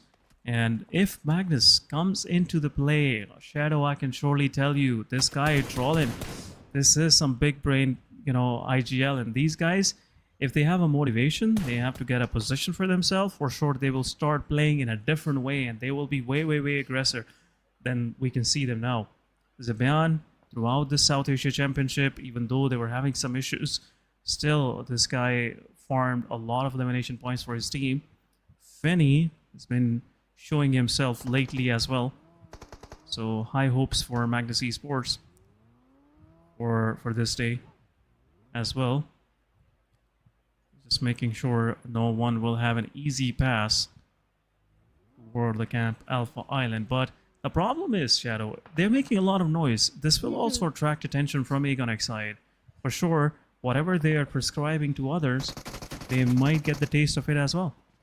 Well, sometimes you have to taste your own medicine, but I don't want that to happen with the Agonix side. But right now, Reggie's side, they are the one getting taken down. 2+ already down. Zozo also goes down. Goku bot on a sliver of HP. Nice nade right on his face. Takes him down, and trades are coming back and forth. Roy Esports, even they are placed perfectly to do a third party in this situation. Reggie said they have already been eliminated, but Alian has no idea about the position of Malik. But Malik, you have to be a little careful. He could have taken down Alian, but now Alian is very well aware that there is someone. And Malik trying to blow up the vehicles, blow up the tire, so that the players of 7th element are restricted to that compound and are forced to come out in the open. But Agonix I8, even they also have a good position. Raw Esports being the king of the hills, they have a lot of information. And in a game of Battle Royale, when you have so much information, 50% of the game is already won. Yeah, Battle Royale is all about information, you know. And for sure, raw officials from this high, they will have a lot of information to their name. But IQ takes on Zibean, as I was pointing out toward this thing. Now, Magnus Esports, as they're also trying to make their way in Hotten. Main guy, the guy that was, you know, harnessing some elimination points for Magnus Esports is out. Now Magnus is pretty much cornered. T2K making their way through the waters. It will be an easy rotation as HIGHVOLTAGE is not looking their way, so we'll see how T2K will make sure that they have a safe way in. But Magnus Esports now holding on to corner of Hotten. Circle is still in their favor. Right now, looking at the situation, most of the circle has totally shifted toward Camp Alpha Island as we were expecting, Shadow. Yeah, it has, and it is going to benefit 7th Element, Raw Esports, even the players of IHC to some extent. If IHC, they want to capitalize on those elimination points, I think they are placed perfectly. They have a good compound. But on the other side, SKYLIGHTZ Gaming, no fear, takes on Jalad from the side of 52 Esports. NBeSports also doing a third party, looks like, as Mr. Boro gets taken down. Confirmation on Mr. Boro. Mafia Ninja, where the vehicle run over, takes on Jalad. Fights are happening. A lot of fights are happening. 52, they do have a position advantage, but they are out there in the open where Mabetex Esports, they are also trying to make their move. Mafia Ninja, where the vehicle trying to move inside the circle. A Sun still peppering few bullets. Now 52 Esports, I don't see a vehicle to them. NBeSports can gatekeep, and look at Fistboy plays perfectly to take down Walud over there, and he goes down. Instant confirmation also coming in, but NBeSports, they also need to prioritize the circle as they are close to 350 meters away from the white circle. SKYLIGHTZ Gaming, yes, the soft cover is there, the vehicles are there, and they're trying to make a quick escape and scuttle to the safety, but NBeSports also needs to do the same thing. Thank God there is a vehicle, so it's not going to be such a difficult task. But with 15 teams present inside the circle, I think it's going to be pretty tough. It's going to be a tough situation for these guys. SKYLIGHTZ Gaming, they're also being gate capped. 52 Esports, they'll buy some time, meanwhile, to actually rotate around NBeSports. And now, no fear stepping out in the open. A spray goes his way, but Akaz unable to connect the bullets. But at the same time, some retaliation fire coming back. Akaz also 1 HP. A lot of damage to his helmet. But the rest of the NBeSports trying to make their way and finding a good position from where they can actually enter in the circle. Fistboy with his Bugatti is here to pick up his player. They are the only two remaining, but Fistboy had some good numbers for NBeSports meanwhile. But Circle going down south this time around as we were expecting, finishing somewhere between the southern part of Hotten and, you know, the compounds, you know, across the river to the boot camp. And now Leo Esports, Stalwart Esports, 4MV, they are pretty much in a good position. Leo Esports, the mistake they made is they let those compound, which Stalwart Esports is holding right now, to STE. They should have kept themselves in there. But in the kill feed, NBeSports get eliminated. Mabetex, Volley, and Desert confirmed the final two. Desert will get rezzed up. And now it's time for Mabetex to move in the circle as well. The circle has shifted 300 meters away from them as well. And this could be a problem for these guys. As Magnus Esports, Aegon XI, 8, Leo, 3 different teams will be there to gatekeep them. Well, they are 3 teams, but HIGHVOLTAGE DC also in a close quarter fight for the players of Leo Esports, where Leo Yeto Uta is out there in the open. Nice TBS in the hands of Ryuk takes him down. Instant confirmation also coming in, but Ryuk also goes down. Good trades are coming in. Yeto Uta goes down. HIGHVOLTAGE Sanchir gets a confirmation point as well. Ryuk, he was down, but easy rescue mission, easy revival coming for him. But right now, DRS, they are trying to challenge the players of 7th Element, trying to take hold of that very compound. The grenades are being flung over from different directions. The soft cover, the smoke is there as Gyante is trying to move a little forward. But somewhere else, Yeto Uta gets confirmation on Ryuk. Magnus Fini gets a knock onto T2K. So many fights are happening even between the players of Raw and Mabetex, where IHC is also there. Third parties are also happening. from the side of T2K towards Magnus as Trollin goes down. Now, 7th element, speaking of, know when to how to approach the fight. They're not giving too many sound cues to the players, but on the other side of the map, we have Princess taking down Rick over there with the DBS. Rick had no idea that what's waiting on the other side. Say hi to DBS and bye-bye to the game. And T2K, well, instant confirmation has been made. Looks like T2K is surviving with only one player right now. And Magnus, 3 elims already in their favor. This grenade can be so very deadly for Goku Bot. The Molotovs are there, but the players of DRS doesn't know exactly where Goku Bot is. Yes, he takes some damage, but still surviving, trying to patch himself up. The sound cues are there. DRS finally rolls. Perfect projectile takes down Goku Bot, and this is the opening which the players of DRS were waiting for. Now they are in the same vicinity. 7th element can really throw some utility in there. Can reclaim this position, but Alian is not doing so. Alian getting a lot of damage at the same time as Bucky gets knocked out as well. Love gets confirmed by Princess. Some utility thrown the way of DRS. 4 versus 3 it is. There you go. Utility goes in. Pretty much deafening the players of 7E, so they cannot locate those sound cues. But what is Alian even trying to do? He is pretty far away from his team. Realizing it is DRS. There you go, Divine. He enters, try to give that shot, and now DRS, they have to move inside the circle. 52 Esports, meanwhile, gets eliminated. Stalwart Esports confirming the final elimination. We are left with 13 teams, 39 players. A lot of these teams are left with solo survivors. What is going on? Will there be a backstab from the side of the final standing player in this vicinity, T24OP to DRS? These are some mind games being played. But Killer YT coming back just to confirm no one is here. And it will buy some time for 7E, T24OP to just make sure he have an easy way inside the circle. Alian, look at him. He is in the dead center. I don't know what was that decision, but he wanted to play the long game. And now he's pretty separated out from his teammate.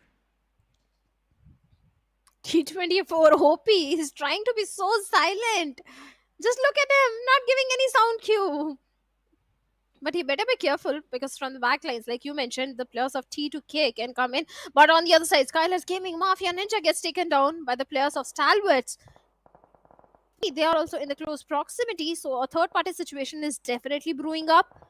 But play zone comes into action as Mabetex bids bye-bye on the 13th spot. Mafia Ninja, no help is coming for him, but retaliation cover fire is definitely coming. Nima also stuck in the blue. He needs the help of his teammates as the players of 4MB are also doing a third party in this situation. But with a grenade, action is looking for the confirmation point. Oh, Nima, poor boy. I don't think he can make it to the mainland. Do you think he can? I don't think so, because look at the position of SKYLIGHTZ Gaming. Yeah, 2 of the players, they are already on the shorelines. Nima, it will be a hard time for him to just sneak through the crossfires of Stalwart Esports. But in the meanwhile, T24OP takes down the final player of T2K. Some good numbers coming their way, so we'll see how T24OP will survive in the blue. He doesn't have a vehicle, and now DRS, they have heard those shots. At the same time, 4MV, they're just throwing some shots their way as well. Probin up high. It's good play as a spoiler. Some shots being dealt. No connection. Probin still finding some connectivity at the meanwhile. T24OP might get knocked out in the blue. It's stage number 5, I guess, now. Blue zone damage is pretty immense. The DRS, they're closing in onto the players of solo player of Raw Official, as he was the only one holding on here. But at the same time, High Voltage from far away takes down Jiggle. What is going on? This was something least expected to Jiggle, as he was more focused toward DRS. They were encroaching onto their space, but DRS have a safe space inside the circle. For how long, that's the big question. But in the meanwhile, SKYLIGHTZ Gaming No Fear takes down Nerzet. Stalwart Esports really getting some damage. Well, certainly, SKYLIGHTZ, they have been eliminated, all courtesy and thanks to Top's grenade as he takes down No Fear. Now, look at the position of Sky from the side of Raw Esports. He does have a height advantage. he can definitely provide the necessary cover fire required, but for now Probeen is enough to deal with 7th element. On the other side, Magnus Esports last player finish has been dealt with. Magnus bids bye-bye on 9th spot. Now, speaking of Raw, yes, Sky has a height advantage, but they are not inside the safety of the circle. They need the information, and that information is being provided by Sky. Look at Aliyah. And Allianz still surviving. On the other side, we have the players of Leo Esports also trying to challenge High Voltage DC, but looks like High Voltage DC takes down Nova, as Nova makes the mistake of coming out in the open. He was trying to reposition himself, but instantly High Voltage, they did capitalize, and the confirmation has been made, leaving Liquid all by himself. Even Stalwart, they're coming under heavy fire, and trades are being made as again XI8 are locking horns with them. Action has been dealt with.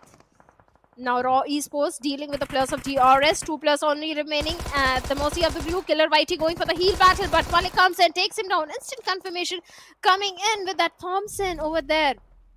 Now Malik need those healings, really need those healings, as the blue will start coming in, and Delta is also trying to do the heal battle, and Malik is not even aware about the position of Delta. Delta, this is the moment when you have to strike, take the revenge, and he goes in and takes down Malik. DBS right in the face and gets the confirmation point as well, but can he take down Probeen? That's the main question. Now on a sliver of HP, and yes he does, takes on Probeen as well, but he needs to patch himself up as soon as possible. How can you make that mistake, Raw officials? But Delta, this can be a very good clutch coming in from his side as DBS goes for the lead reload. 2 players coming in, Jiggle on a very low HP, Sky trying to go with a pre-fire coming in. But Oh, this could be something going against Team Raw officials, but all thanks to Sky. He managed to just hold on to the situation, take a hold of the situation to be the correct, but there you go. Raw officials lost one of their players. Malik, a high fragger, is down at the same time as they were trying to descend down. Aegon Xide will be down there waiting for them. And it looks like Raw officials have no way inside this circle. Circle has shifted more toward the southern part, right close to the riverside, where Stalwart Esports been already dealt with. Now Aegon Xide, their focus is more toward the players of High Voltage DC, but meanwhile, they are not letting Raw officials alone, and looks like Raw officials will have a hard time descending down. There you go, some free kills up top for Aegon XI8. In the meanwhile, 4MV getting peppered down from 3 sides. High Voltage DC, Sanchir just gatekeeping this one, and circle even shifting further. What is going on? 7E Alian still surviving. The solo survivor is choice of compound.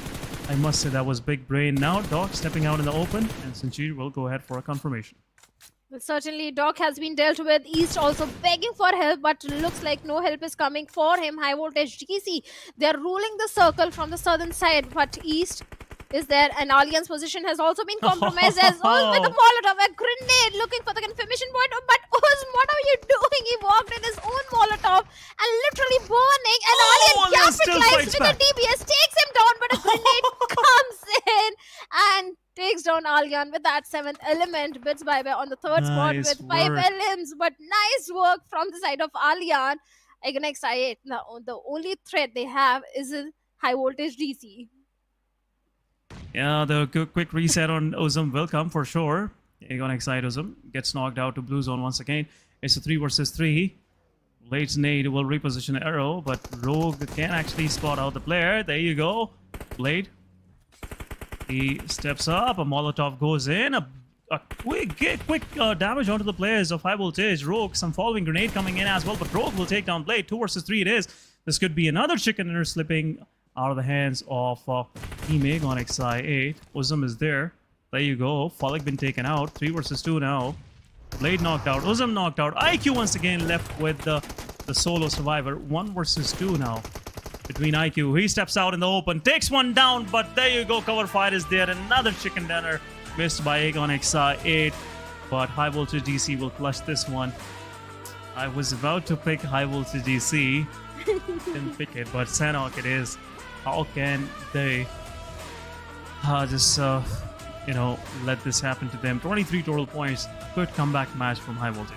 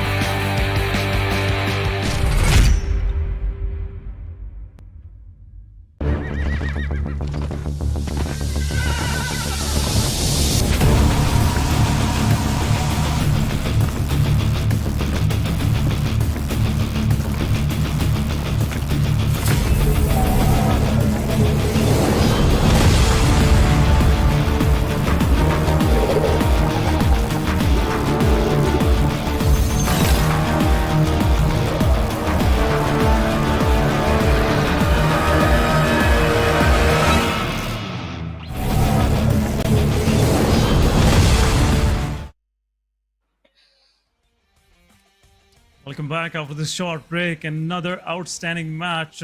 This time around, slipping out of the hands of Aegon for the second time today. But a good chicken dinner coming from High Voltage DC. They've been controlling that part of the map and rightfully did so. And I would say one thing, Shadow here. Welcome back. Seventh Element Allian really messed up that chicken dinner for Aegon XI. They were in total control. Oh well, they were actually. What Aegon XI was trying to do was not take any sort of risk. Maybe the player inside the shack would be having a DBS, so they didn't want to take any sort of risk. They invested in those molotovs and the grenades, but unfortunately, one of the player of Aegon XI walked right into his own molotov, and that is where Allian chimed in at the perfect timing. Yeah, I still couldn't confirm the elimination, but he pretty much spoiled the whole, I would say, treat for Aegon XI. This gave some time to High Voltage DC to just easily step out of their compound. But looking at the MVP, we have Aegon XI Blade this time around. 6 total eliminations, 138 healing done, 771 damage, 4 knockouts, 4 assists, 21 minutes of survival. A good match, again, coming from the side of Aegon. Overall ranking will give us a clear picture. But looking at the players in focus, I'm pretty sure we will see some more players showing up from Aegon. And in my opinion, that will be IQ once again. IQ has been really consistent in every fight. He is the last man standing. There you go.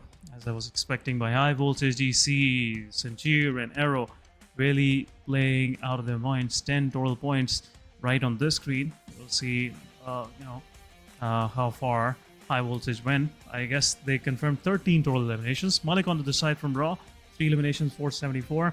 A good match for Raw officials once again. Very consistent Raw throughout the day.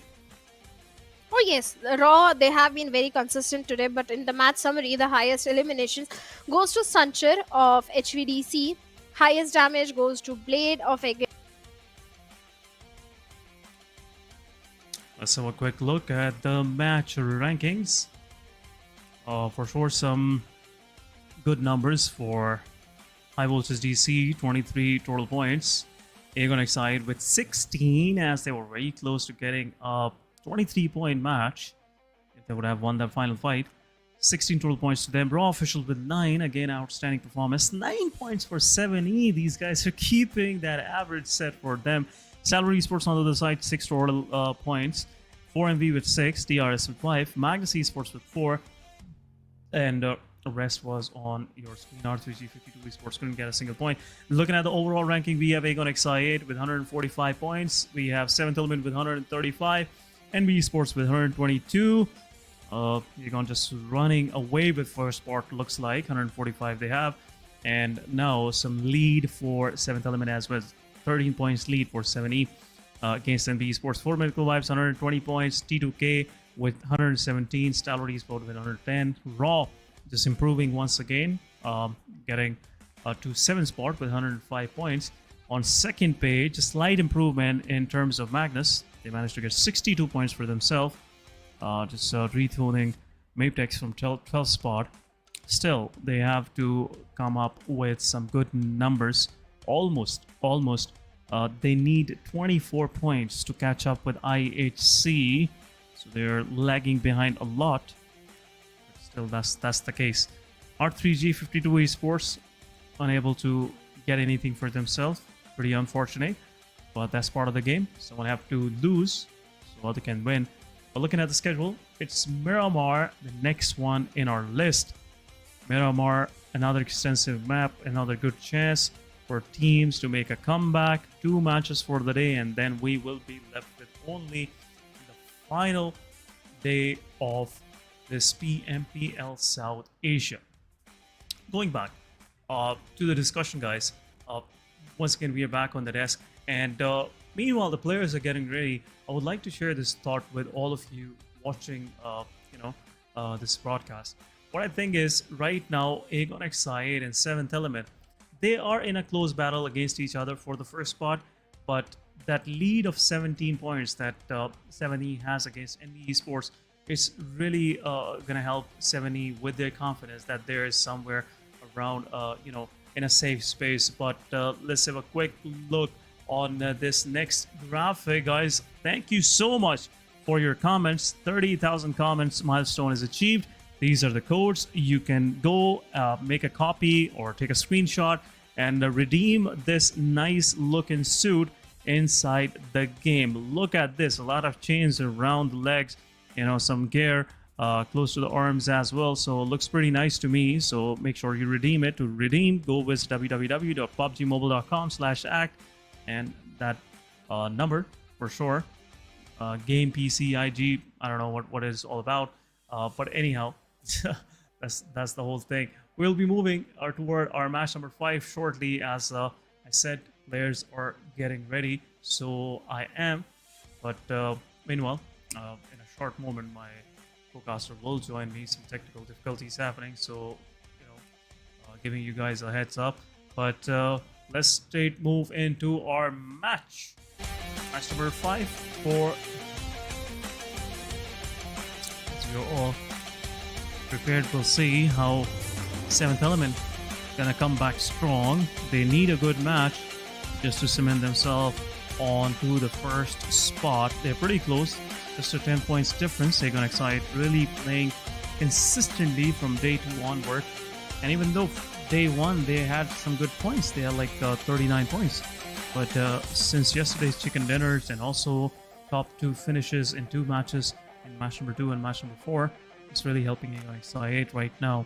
Looking at the plane line, we have a plane line starting up north from Torre Amuda, going down toward Valedemar, a diagonal plane line.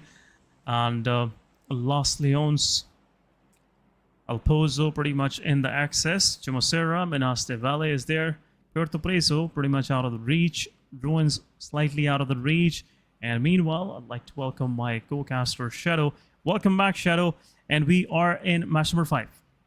Thank you so much, SN. I'm so sorry for the technical issue. And like you happens with the best of us. Thank you so much. But yeah, power cut is happening in my area. I don't know for some reason, but never mind. We are back, and Mabetex Esports looks like they are in a good spot. They are in somewhere towards the northern side. They have been going towards Torre Emuda since a very long time. SKYLIGHTZ towards the side of La Cobra area. So not any sort of change that we can see in the terms of drop locations. With the circle, this time the circle is definitely favoring all these teams, as it is covering all the major cities, with Picardo being in the epicenter. So that means Raw Esports are definitely going to have a good advantage in this one.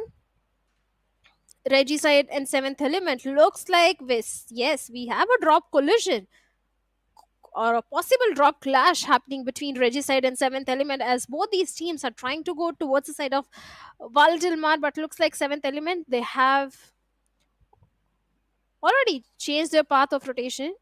They're heading little to the east of Valdilmar, but they need to be careful, because if they head a little north, they are going to face the players of 4MV.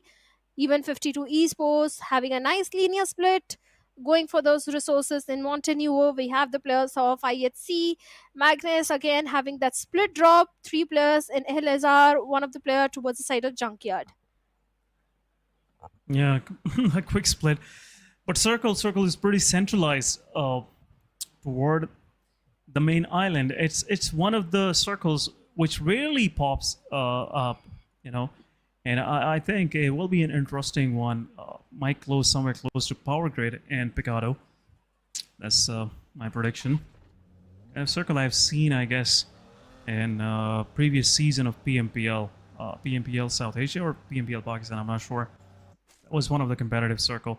But this will be an interesting one, because it will give an equal opportunity to teams to get inside the circle. But second phase will be, quite constrained. A lot of these teams will get jam-packed pretty close to each other, and there will be fights breaking in even in the second phase of the game, as it is not usual in Miramar. Miramar starts with kind of a peaceful vibe, but ends with chaos. That's what is the beauty of Miramar. But some quick rotations coming in. High voltage GC. They are close to Impala now. Los Leones, once they connect side, will have amount of loot. For sure they will leave it, because there are very few chances where Los Leones will be the part of next few phases. The rest, Leo Esports pretty nice place, I must say, Shadow. I'm really looking forward how Leo will take advantage of that position, because power grid is there where, the circle might converge in next two phases. So they have to be more careful and be more in a defensive mindset, because there will be a lot of pushes coming their way. But overall, Yeah, this match is looking pretty, balanced out. yeah, like you pointed, I'm sorry to cut you off. Yes, Leo Esports, there is a possibility that too many teams could be uh, moving in their direction, considering their position, because NBeSports is also towards the western side. But speaking of seventh element, well, they're still trying to contest for the top spot, which again XI8 are having. They're just lacking behind by 10 points. All they have to hope for is early elimination of again XI8 or a very high fracking chicken dinner for seventh element. So this race for the top spot is already going on between two teams of the same region. But definitely, seventh element, the way this team has stepped up their gameplay as compared to league plays is so impressive. And Alian also being one of the key reasons. Actually, Goku Bot also, the way Goku Bot is able to bring those entry frags. And that's the reason that seventh element are able to push onto the compounds and take those 4v4 fights. And without losing any player, they are able to win those fights. Yeah, 7E, they are right now looking like a strong contender, I must say, to win this PMPL. And the only thing that they have to be careful of is they just don't lose this consistency of 8 to 9 points, 10 points every match. And all credit goes to their IGL, Alian. This guy is a big brain. We have witnessed one of his big brain moves in the previous match, and you can see he left D4 OP behind. He knew that if he would have taken that fight, for sure, DRS, would have overwhelmed them with the 3 versus 4 situation. That's why he had to leave, and he left for a nice spot, which was kind of centralized, even though in next 3 phases. So it clearly shows that guy came prepared for today, and he expected there will be some fights coming his way. But as we are talking about seventh element, I would like to have a quick thought shared about Aegon XI8. This is not the same Aegon XI8 we have witnessed in previous championships. There used to be a team that was the best, so, could make it to top 5. But this time around, things have turned around. But looking at the situation, we have a seventh element. One of the players, Hassan, one of the players, Alian, been taken out by Hassan as he was trying to cruise forward, trying to get a good spot inside the circle. And now seventh element is left with only 3 players. An early loss to the player. And look at this observer view as they are showing that where exactly Alian fell. The rest of the team is on the back lines. 52 Esports. They're really playing a spoiler for seventh element in this match. Looks like we jinxed seventh element. We praised them too much. Or maybe I did. I jinxed seventh element because I praised them a lot. But right now, yes, there is a possible fight that can happen between seventh element 3 players and the whole squad of 52. Even the players of IHC are also present in the close proximity, and Hassan with that M16 single tap shots is trying to blow up the vehicle of IHC, at the same time making his presence felt. Now IHC is also on an alert that yes, there is a team in the adjacent compound. But Ziol is also getting shots from somewhere else. Looks like from some other player of 52 Esports, as I can see. Choto's HP has also been reduced to 80%. But Ziol, he needs to patch himself up as soon as possible. And this next circle shift, let's see where the next circle is going to shift. If it goes towards the side of Los Leones and La Bendita, again XI8 are going to find themselves in a very good spot. But Zipian out there in the open, trying to traverse inside the circle. And Nero with that perfect spray, trying to pip a few bullets. A vehicle might have taken a certain damage, but for now the players of Magnus are safe and sound. And the circle has shifted a little north, favoring the players of Stalwart, SKYLIGHTZ Gaming, even the players of Mabetex to some extent. It's quite favoring, as we were expecting. Circle has shifted toward, power grid and vicinity of graveyard. Slightly more favoring toward Graveyard, I must say. But again, Leo right in the dead center. And they have a good position to hold on to. Also, some teams marching from up north, as SKYLIGHTZ Gaming making a late rotation.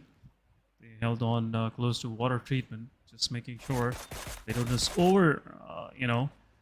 stretch out into the circle and lose their players. But now, Esports slowly and steadily, the pressure is mounting onto these guys because everyone wants that place, that nice spot inside the circle. NBeSports right on the foothills, and this could be a knock by Slipknot onto the player, but lucky Sekijin. No connection happened. No connection whatsoever for now, but Leo Esports, yes, they are being the king of the hills. And NBeSports, these open concretes are so difficult to hold in the map of Miramar. And that is exactly where the players of NBeSports are right now. But even Slipknot, I don't see his teammates in the nearby proximity, so he has to be a little careful. But 7th Element, they just walked into the compound of Magnus Esports, where Roland takes down one player, but the trades are coming back and forth. Even Divine trying to find one more connection, takes down the second one. But Magnus Esports, Roland and Princess goes down. The confirmation has been made. Goku Bot again becomes a savior as he takes down all the players of Magnus Esports. Princess still bleeding. I don't see the last player of Magnus Esports anywhere near, but finally Feeney comes in with the DBS in his hands. And he's going for the rescue mission, but no third party is happening, and Finisher is down to 20 HP. Yeah, the problem is GokuBot have to res his teammate. Also, a third party happening as well. Finisher low on HP. He pushes forward. A shotgun to the face, and it's over. Magnus Finisher always comes in with these kind of clutch plays. And 7th Element getting eliminated with only 2 eliminations early on. Can confirm the elimination on to Princess. Princess has been saved. But 52 Esports lost one of their players. The key player, Chotu, is down. As we're trying to close in onto the players of Raw officials, they have closed in their formations, so Raw is ready for the fight, as they were not expecting someone coming this close this early. It's just phase number 2. Circle is about to shift, and this can actually move toward a centralized location, but Circle totally shifts toward Power Grid and Picardo. Once again, Raw officials right dead center, 52 Esports, a good position to their name. But a risky one. Utility can actually help to breach, Raw officials to breach onto this compound. 3 versus 4 it is. Balut just making sure. They have to be careful. What's going on? What's going on? What is 52 Esports even up to? One good elimination early on, and now they have lost one of their players. You cannot play this sloppy, I must say. But 4MV, they have joined in the charge as well. Every team in the surrounding just trying to make their way in. But now DRS, they are on Magnus. Fenny takes down Killer White T. There you go, a quick confirmation coming in as well. But Princess, as he was trying to peek, Delta comes in with a shotgun.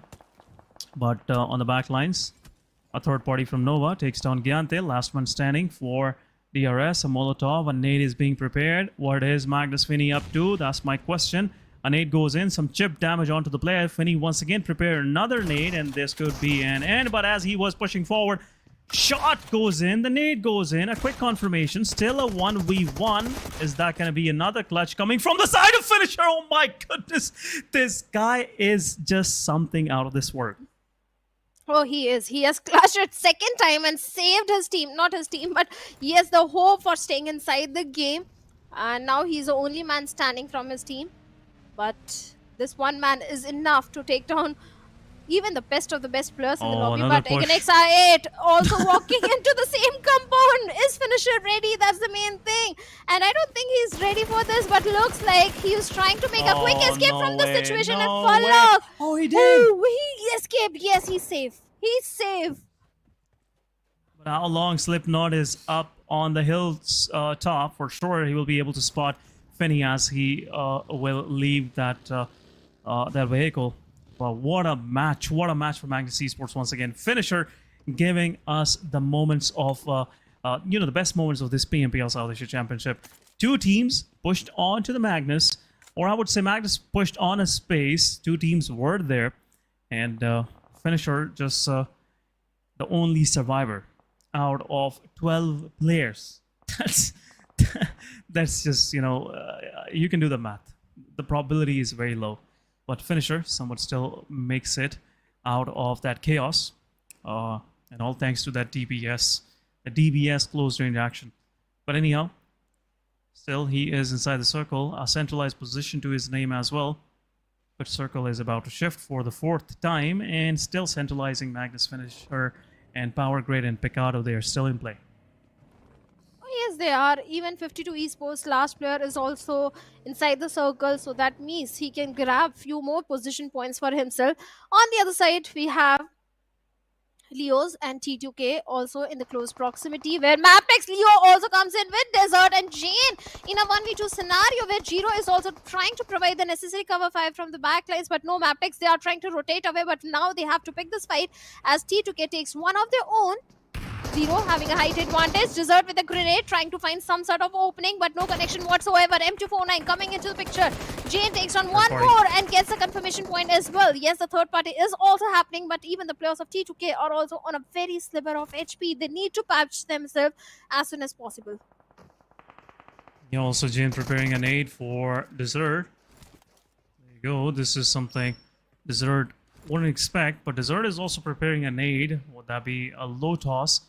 But look at Yetauta, how close he is.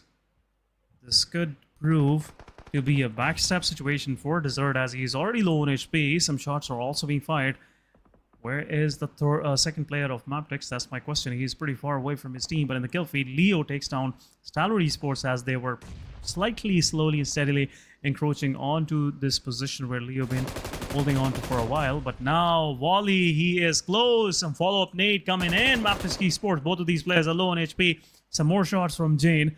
M249 really playing a crucial role, but nade will go in this time around. Hits on spot. T2K example making sure to strike the knock this time around. Reg is there. We'll go for the confirmation. Mabetex Desert, the solo survivor. Leo wants to join in. T2K also dealing in damage. They have one of their players knocked out, and Leo is about to confirm that elimination. Oh yes, they are trying. They are trying. Even Love, well, he also goes down by the play zone. The confirmation has been done. Leo Esports, yes, they have the position advantage. They have the height advantage, and Mabetex Desert is also lingering nearby. Could be a possible threat for the players of T2K. But he has his own worries. The players of Leo Esports can spot him at any moment. But Jane, with that UMP45 in his hands, is already trying to push a little forward, or maybe trying to create some sort of flank angle onto Desert. Even the players of Stalwarts are also in the close proximity. But Desert position has not been revealed, or it... Oh, yes, it has not been revealed yet.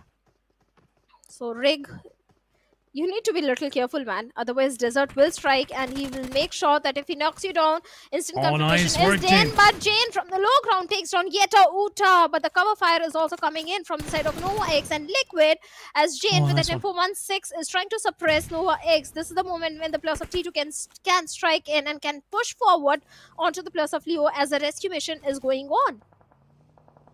And the rescue mission is going on. Leo, Yetauta will get red up, but as we were talking about, this player will play for sure a spoiler. This could be a 1v3. Desert low on HP. He is just finding a spot for himself to survive. And there you go. T2K gets confirmed. Liquid on the back lines as, STE is encroaching on. A nade goes in. It's a confirmation in Desert, but nothing is left for T2K. They lost two of their players in the process. And now their chances of moving any further in this match are skimmed down to none, I must say. Leo, at the same time, pretty spread out. Stalwart Esports, they were trying to find a way, but Slipknot on that off angle is really bothering, the players of Team Stalwart Esports, that they are unable to step out of this cemented compound. But looking at the situation, 52 Esports against 4MV. 4MV will reset. 52 Esports losing one more player. At the same time, R3G, they're taking shots again. IHC. Noki is pretty closed in. Vaz gets confirmed. Noki low on HP, but still survives. But some more utility can come his way. And there you go. Noki gets knocked out in the periphery. But at the same time, 52 Esports versus 4MV. The results are not there. Roshan gets knocked out. IHC Zol confirmed elimination. Zozo is the last one standing. 1 versus 4 situation on him, but his backline is not clear. A third party can possibly happen, and it will be a confirmation of R3G on 13th spot. 13 spot, 13 teams still remaining, 39 players, and IHT still on the periphery of the circle. And the plus of 52 Esports also sharing the same compound with the plus of 4 MV, where 52 having the numbers advantage. T2K, after making a lot of noise with 4 elims, wins by way on the 13th spot. But in a close frontal battle, Godless takes down Reggie side last player, and Reggie side also goes down on the 12th spot with no elims at all. SKYLIGHTZ also being so very silent, and so the plus of 4 MV. 4 MV, all they need to be careful is the grenades, because the grenades can take down both the players. But for now, 52 Esports, they're not making any sort of noise. They're not giving any sort of sound cue. They're just waiting. If the plus of 4 MV pushes forward, they're just waiting on the stairs with the DBS in their hand. SKYLIGHTZ still having a height advantage. Even Raw Esports are also in the close proximity. So all these 3-4 teams can collide with each other. So many third parties can happen. But all they are waiting for is the next circle shift. If it goes a little northwards, SN Stalwarts will benefit heavily from it. If it goes a little southwards, I think NBeSports, this is the game to lose if it's a Picardo final circle. Nice Picardo final circle. And also, the funny thing is, on the northeastern side of the map, we have Agonix 8, Leo, Stalwart Esports, 3 big giants just battling their way in. Circle is about to shift. It will be a decider for most of these teams, but as you mentioned about NBeSports position, their backs are clear. That's the best thing for them. We'll see how NBeSports will, take the total advantage of that position. On their footstool, there is IHC down below them. That's not a major threat to them because SKYLIGHTZ Gaming will take care of them if IHC will overaggress. But the real fights are in the midst of Picardo. As for, Raw officials, they're also trying to make their way in. Raw official Jiggle already being the lead, goes inside the circle. Meanwhile, Leo Slipknot takes down SKYLIGHTZ Gaming's Mr. Boru in the kill feed. SKYLIGHTZ inflicting a lot of damage as well, as they are in a very open space. Circle shifted up north, and now things are getting even more interesting. None of these teams are favored.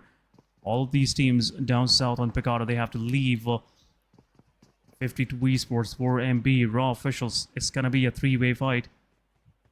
Well, what in the real possibility? How Magnus Esports finisher still surviving? That's my question. There's been a lot happening around him. I would say no participation from this guy, but how come no one have spotted him yet? That's the major thing. But Leo, they are everywhere. They have a good position. There you go. They can possibly spot out IQ. Slipknot position is very crucial. If Slipknot plays slightly lousy here, Shadow, and if he gets knocked out, it's over. Leo won't be able to, hold on to their formation. But Slipknot is being very careful because he passed on the information to his teammates and they took a hefty HP out of IQ. But the moment he patched himself, Slipknot took him down. But Godless in a close frontal battle takes down Mr. Boro. Mafia Ninja also goes down, and with that SKYLIGHTZ Gaming lose 2 players. Even on the other side of the map, 52 Jalad has been taken down by a grenade coming from the side of Baron. Oh, another one. Hassan also goes down. 2 grenades, 2 knocks coming in. This is the moment when 4 MB can start rushing in towards the side of 52. But from the height advantage, Slipknot raining death and destruction in the lobby. Now the next victim could be the players of IHC, as Godless out in the open. Even Apex, his position has been compromised. But Slipknot, you have to be very careful. If a knock comes in, like you mentioned, Esan, there is no help coming in for Slipknot. All he has to do is gather as much information and pass on to the teammates. But right now, East is trying to push forward onto the plus of 52. But from the back line, his own Molotov. Guys, with his own Molotov. Yes, yes. Things are happening. These guys are somewhat melting under pressure. 4MV, they've been successful. They didn't lose much of their players. Only 1 player knocked out. But Sky, while 4MV was busy with 52 Esports, they made their way inside the circle. This is the wise move. Sky playing the long game. But on the other side, Agon Xide, once again, just rearranging their squad, and now they are 4-man up. Rest up IQ as well. Slipknot, his position is very crucial. Once again, some more mini shots going the way of Agon Xi8. Slipknot being extra careful. He knows that chances of him surviving if anything goes south are very low. IHC getting a lot of damage from up high. At the same time, Godless low on HP. Two of the players need a revival. Godless will go for Alex. But at the same time, Slipknot being extra careful is not letting that happen. There you go. Baron spotted out in the open, and Slipknot will go for the confirmation, but kill goes to Pravin. Slipknot, that's the problem, man. Staying on the height has never been a big kill game for you. Now, Slipknot been knocking a lot of players, but no confirmation yet. Zero kills for him so far. What if the circle goes away from Leo? How will I get down? But the same question comes in for and yes, the circle goes away from NBeSports and Leo Slipknot. So the journey downhill is not going to be an easy journey because both these teams, especially Slipknot, SN, they have grabbed a lot of attention. Again, Syed still surviving. Uzm out in the open. And one more bullet. One more bullet. Finally, he survives. He survives in a difficult situation. Aegon X8. They've been under immense amount of fire from every side, but somewhat they still survive. But there you go. Finisher being encroached on. The whole squad of Team Raw official goes in. Finisher still managed to knock one or two players, but at the same time, third party coming from the side of Leo, taking two of the players down of Raw officials. Ziggle also getting a lot of damage, but at the same time, NBeSports, they have to make their move inside the circle. And nade goes from 4MV Apex at the same time, takes down two of the players of IHC. IHC, three of their players are down. What is going on? IHC on the verge of an elimination. Slipknot can really play the role, but Apex, as he is trying to push up, Slipknot confirming. Still not confirming his first elimination. What is going on with Slipknot? This guy will have more than 1,000 damage for sure. But confirmations are not there. NBeSports confirmed that final elimination. IHC still survives. They have rezzed up their players. Once again, Aegon XI will res up their two fallen comrades as well. But in the kill feed, Stalwart Esports once again taking care of NBeSports as they were trying to close inside the circle. But there you go. HIGHVOLTAGE pushes forward. A shotgun to the face. Falak low on HP. Blade knocked out. Quick confirmation. Rogue confirms 3 pieces of Aegon. And Aegon left with IQ. Not a good match for these guys.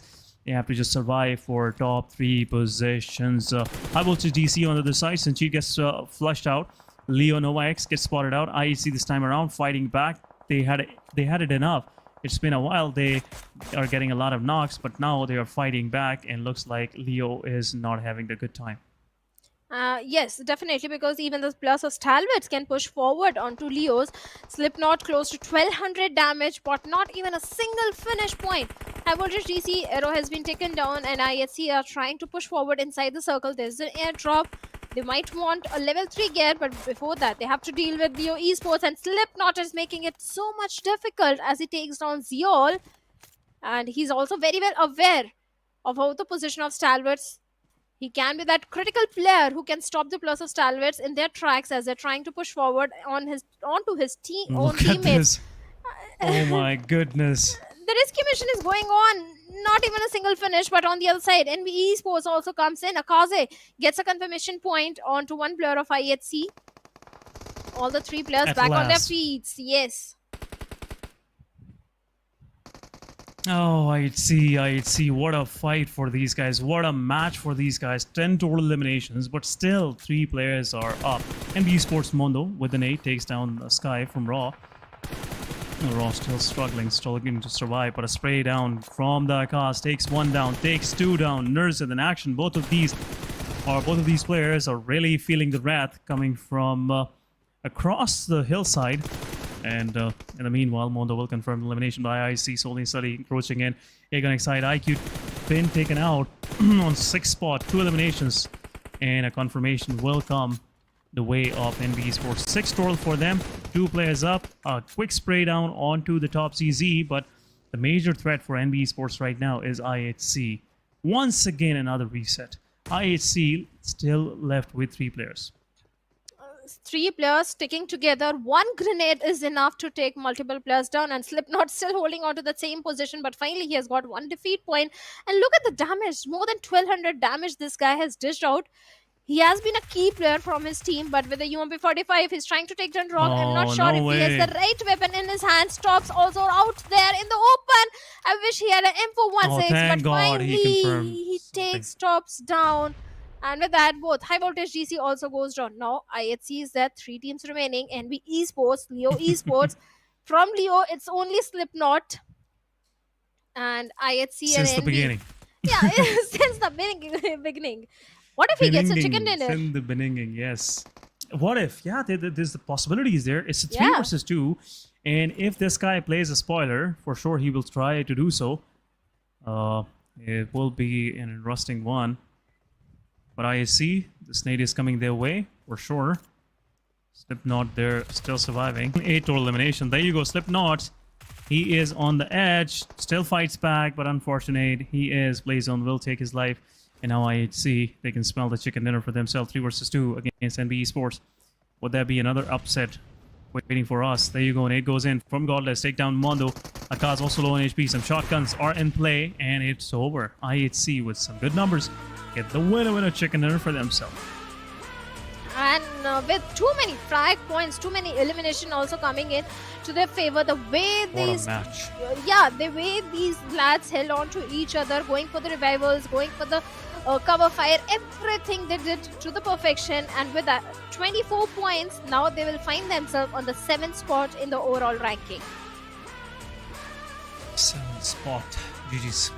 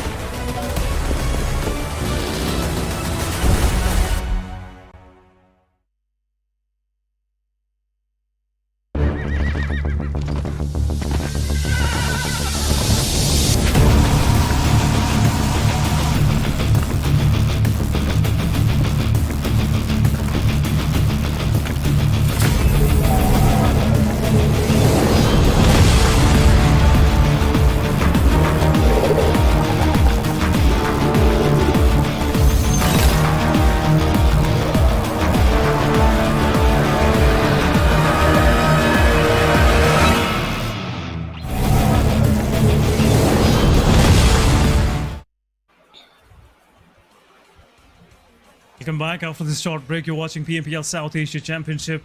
We just had our match number 5 finish for the day. It was Miramar and IHC. They've been beaten a lot, but still they survived with 3 men up and got the chicken dinner for themselves. Welcome back, Shadow, onto the desk. What's your take on this performance? We never expected IHC would make out of that cluster. Well, IHC, yes, they were in a cluster, but the way they were pushing onto the squads, the synergy was there. If you remember, they were in a little pit of death. There was a dip over there, and 2 of the players were knocked out. One of the player of IHC was too far away from his teammates, and one of the player, he went on for the revival onto both the players. The perfect smoke was there. So yes, the synergy was there, and they knew when to strike, when to hold on to, and that is why IHC, they got the perfect chicken dinner for themselves, the way they dealt with the players of NBeSports. But I have to talk about one player, Slipknot. He didn't get a chicken dinner, but he definitely ruined the game of so many teams out there. He did, and especially that split from Leo across that 2 hillsides really played that role. But the problem was rest of the Leo, where most of the eggs of Leo were in that basket, didn't survive. The only Slipknot, I'm really feeling bad for that guy. He dished out almost 1300 damage, but just confirmed 2 elimination. Everyone he was knocking out, there was no confirmation, or maybe the players get revived once again. So that's been a real problem for these guys. But still, finishing on into top 3 in this kind of difficult circle, and having 8 eliminations in your backpack, not a bad match for Leo Esports. His position was also very critical, SN, because the way he was able to provide the information to his own teammates that how many squads are present. If you remember, Stalwarts were also trying to push forward onto Leos, and it was Slipknot who tried to stop them. And that is where he saved his 3 teammates. So he was not only dishing out the damage, he was also saving his own teammates, passing on a lot of information. His teammates were capitalizing on that information and intel that he was providing. And as a team, he played as a team and for the team, and that is how a true esports player should always play.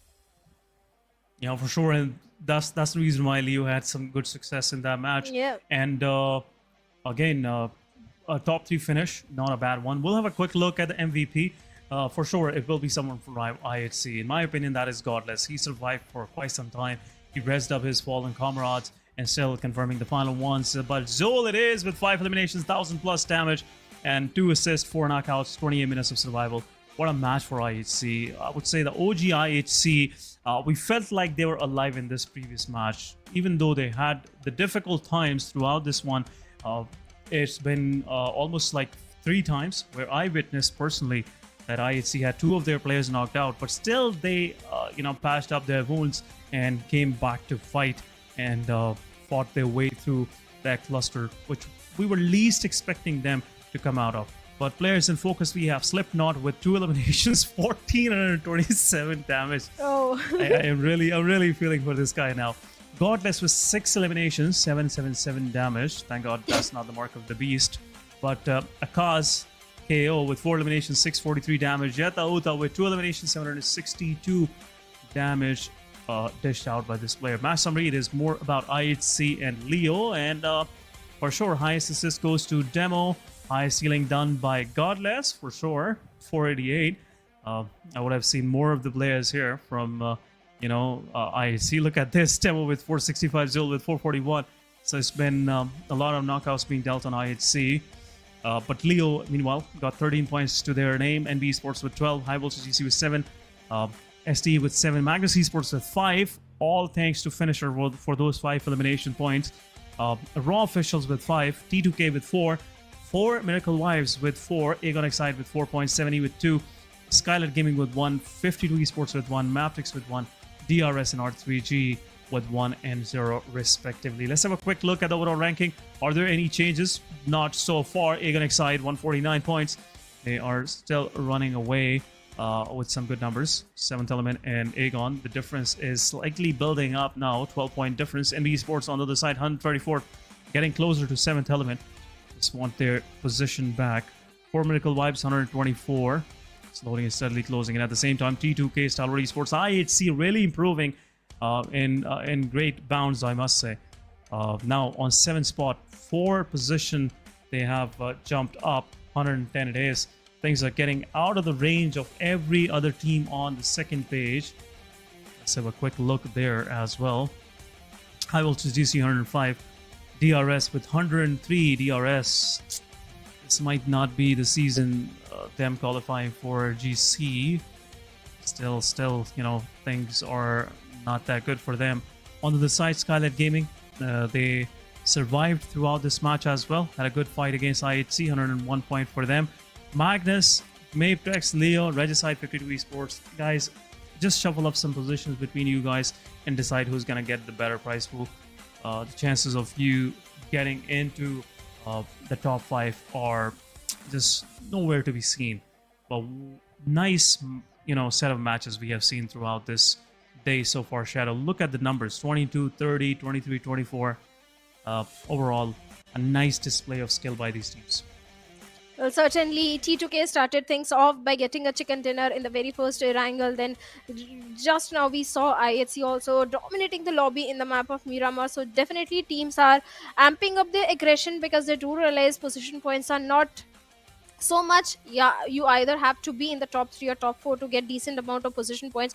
Otherwise, you have to rely on that aggression, and that is exactly what 4MV is also doing. If you notice, they don't have a single chicken dinner, but they have second highest elimination points and good position points in their favor, and they're already in top 5. So definitely now teams have to find that balance, that yes, sometimes you have to play for position, but at the same time you have to get elimination points as well. Yeah, elimination points are very crucial. Most of your per match average is set with elimination points. So if you're not focusing on your gunfights, if you're not doing well in that, I would say, segment, for sure it's going to hurt you long term. But right now, 4MV, they have patched themselves up, and now they are in somewhat a striking zone of getting into the top 3 and eventually giving a tough time to Aegon XIA, their main contender. They've been fighting against this time around, is really running the show right now. They are on top, 149 points. Unfortunately, they got stuck in between those 2 hillsides and got peppered from every side, I must say. And High Voltage DC Rock with that shotgun, that pump action. pumped through the players of Aegon and confirmed 3 eliminations back to back.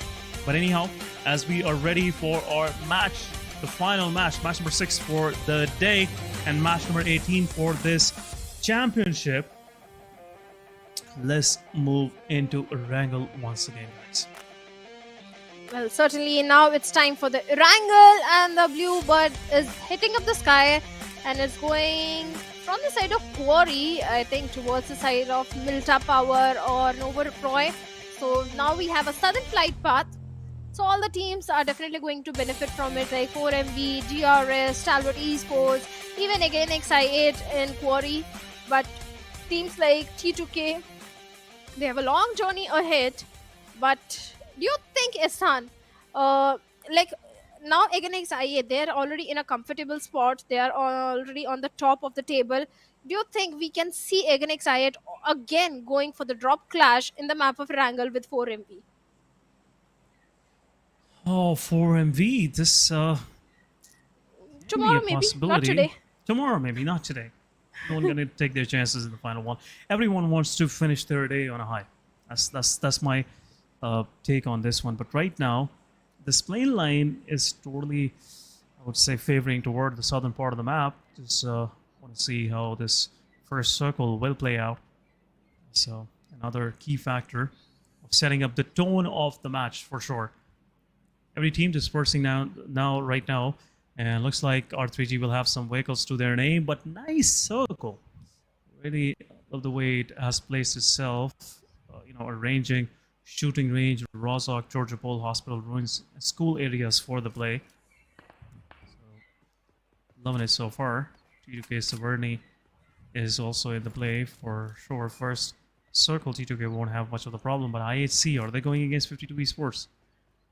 Is that what we are going to see early on? A lot of contention on this part of the map. We can see some more colors in the surrounding. R3G is there. Leo on the back lines. Aegon Excite also in third loss. Some shots fired onto the players of SKYLIGHTZ Gaming. Mafia Ninja still surviving. And he is still in the open, so you have to be extra careful. T24 OP. This guy is not letting this guy alone. For sure. Just want to make sure and take his chances that he can get some point for himself. But a quiet northern circle, so it doesn't make sense SKYLIGHTZ Gaming and 7E going into this fight early on. Yeah, no one wants to have early fights because everyone wants to aim for that winner chicken dinner. But yeah, SKYLIGHTZ Gaming in these kind of circles where the flight path is favoring one side heavily, we tend to see vehicle contestation happening, players going for the vehicle and someone taking them down, and that is exactly what could have happened with Mafia Ninja. But he's one lucky guy, he made it to the safety. Now he's already heading to the drop location, that is going to be Yasnia. It's not going to be so easy because I can see the players of 7th element. Even Malik is also stuck. He needs backup, he needs the help of his teammates because all he has is a shotgun. And he's very well aware that there are players present in the close proximity. Well, Jiggle comes for the rescue. But speaking of 7th element... Oh, look at this. Mr. Boro! Look at this. He has a weapon. Oh Still no, a fighting chance, but SKYLIGHTZ no. Gaming. No. What's going on? What's going on? SKYLIGHTZ Gaming least expecting this to happen. And there you go, Mr. Boru fights back. Low on HP player pushing forward a shotgun, but Thompson will reign supreme. Nice work. 1v2. Divine will also join in. He is in the open for sure. He has a gun in his hand, but Mr. Boru will heal himself. Will push out. We'll take a 1v1. There you go. 1v1, but nice work done by Divine. This guy is something. At the same time, on the back lines, Nima joins in as well. Quick confirmation onto Mr. Boru.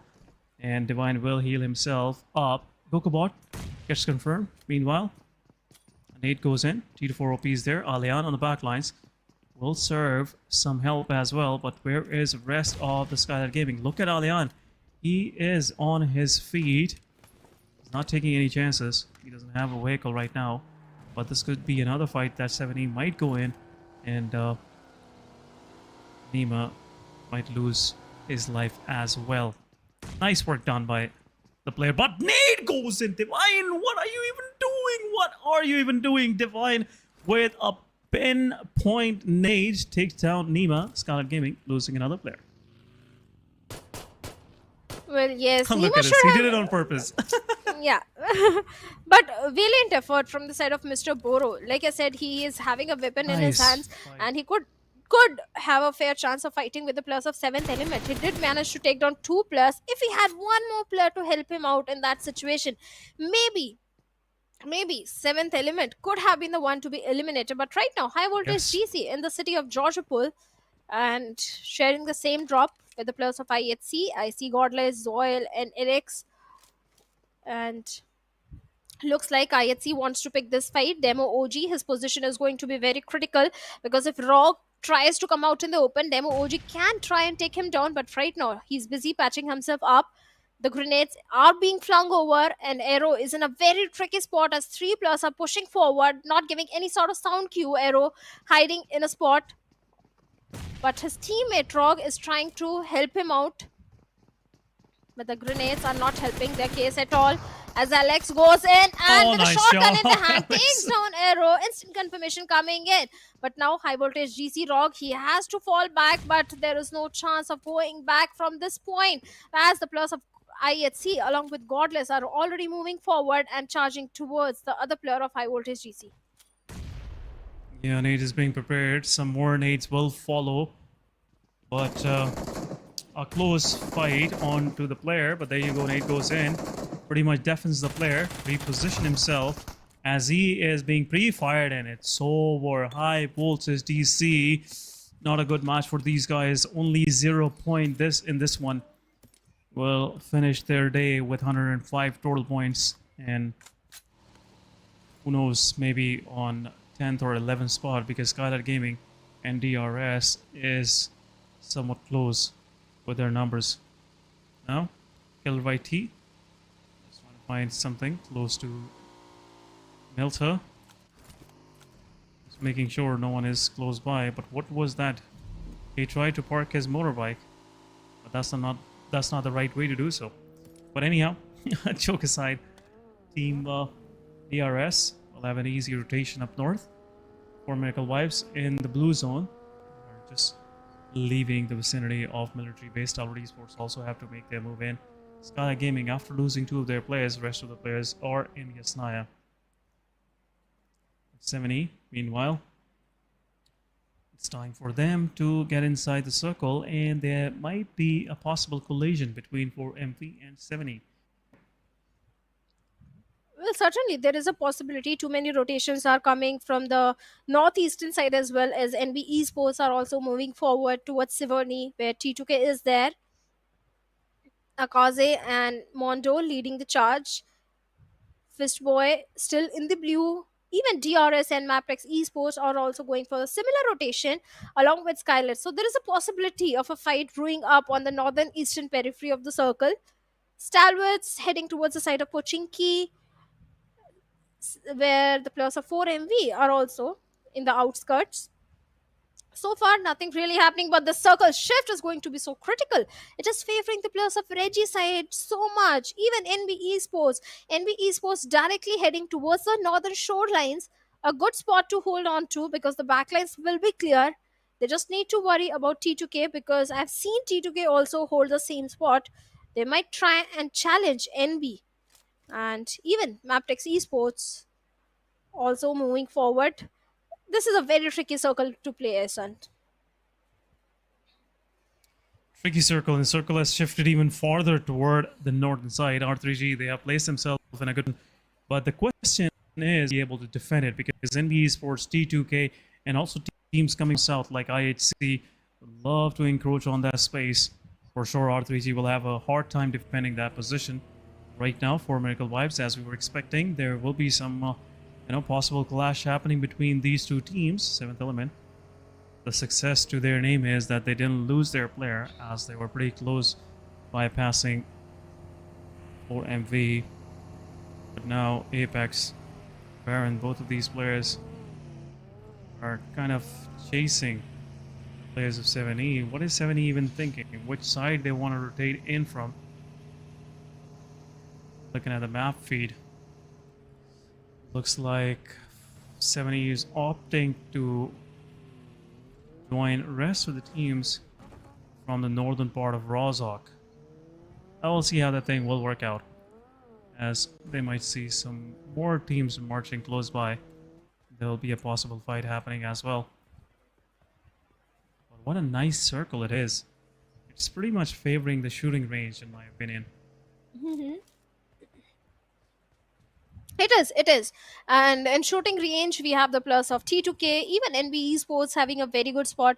To some extent, I'll say IHC is also having a good spot because look at the position. They are on the complete western side. But right now, Jiggle is trying to take down the plus of Stalwarts from the moving vehicle as they are trying to traverse inside the circle where Tops has taken a hefty HP, hefty damage.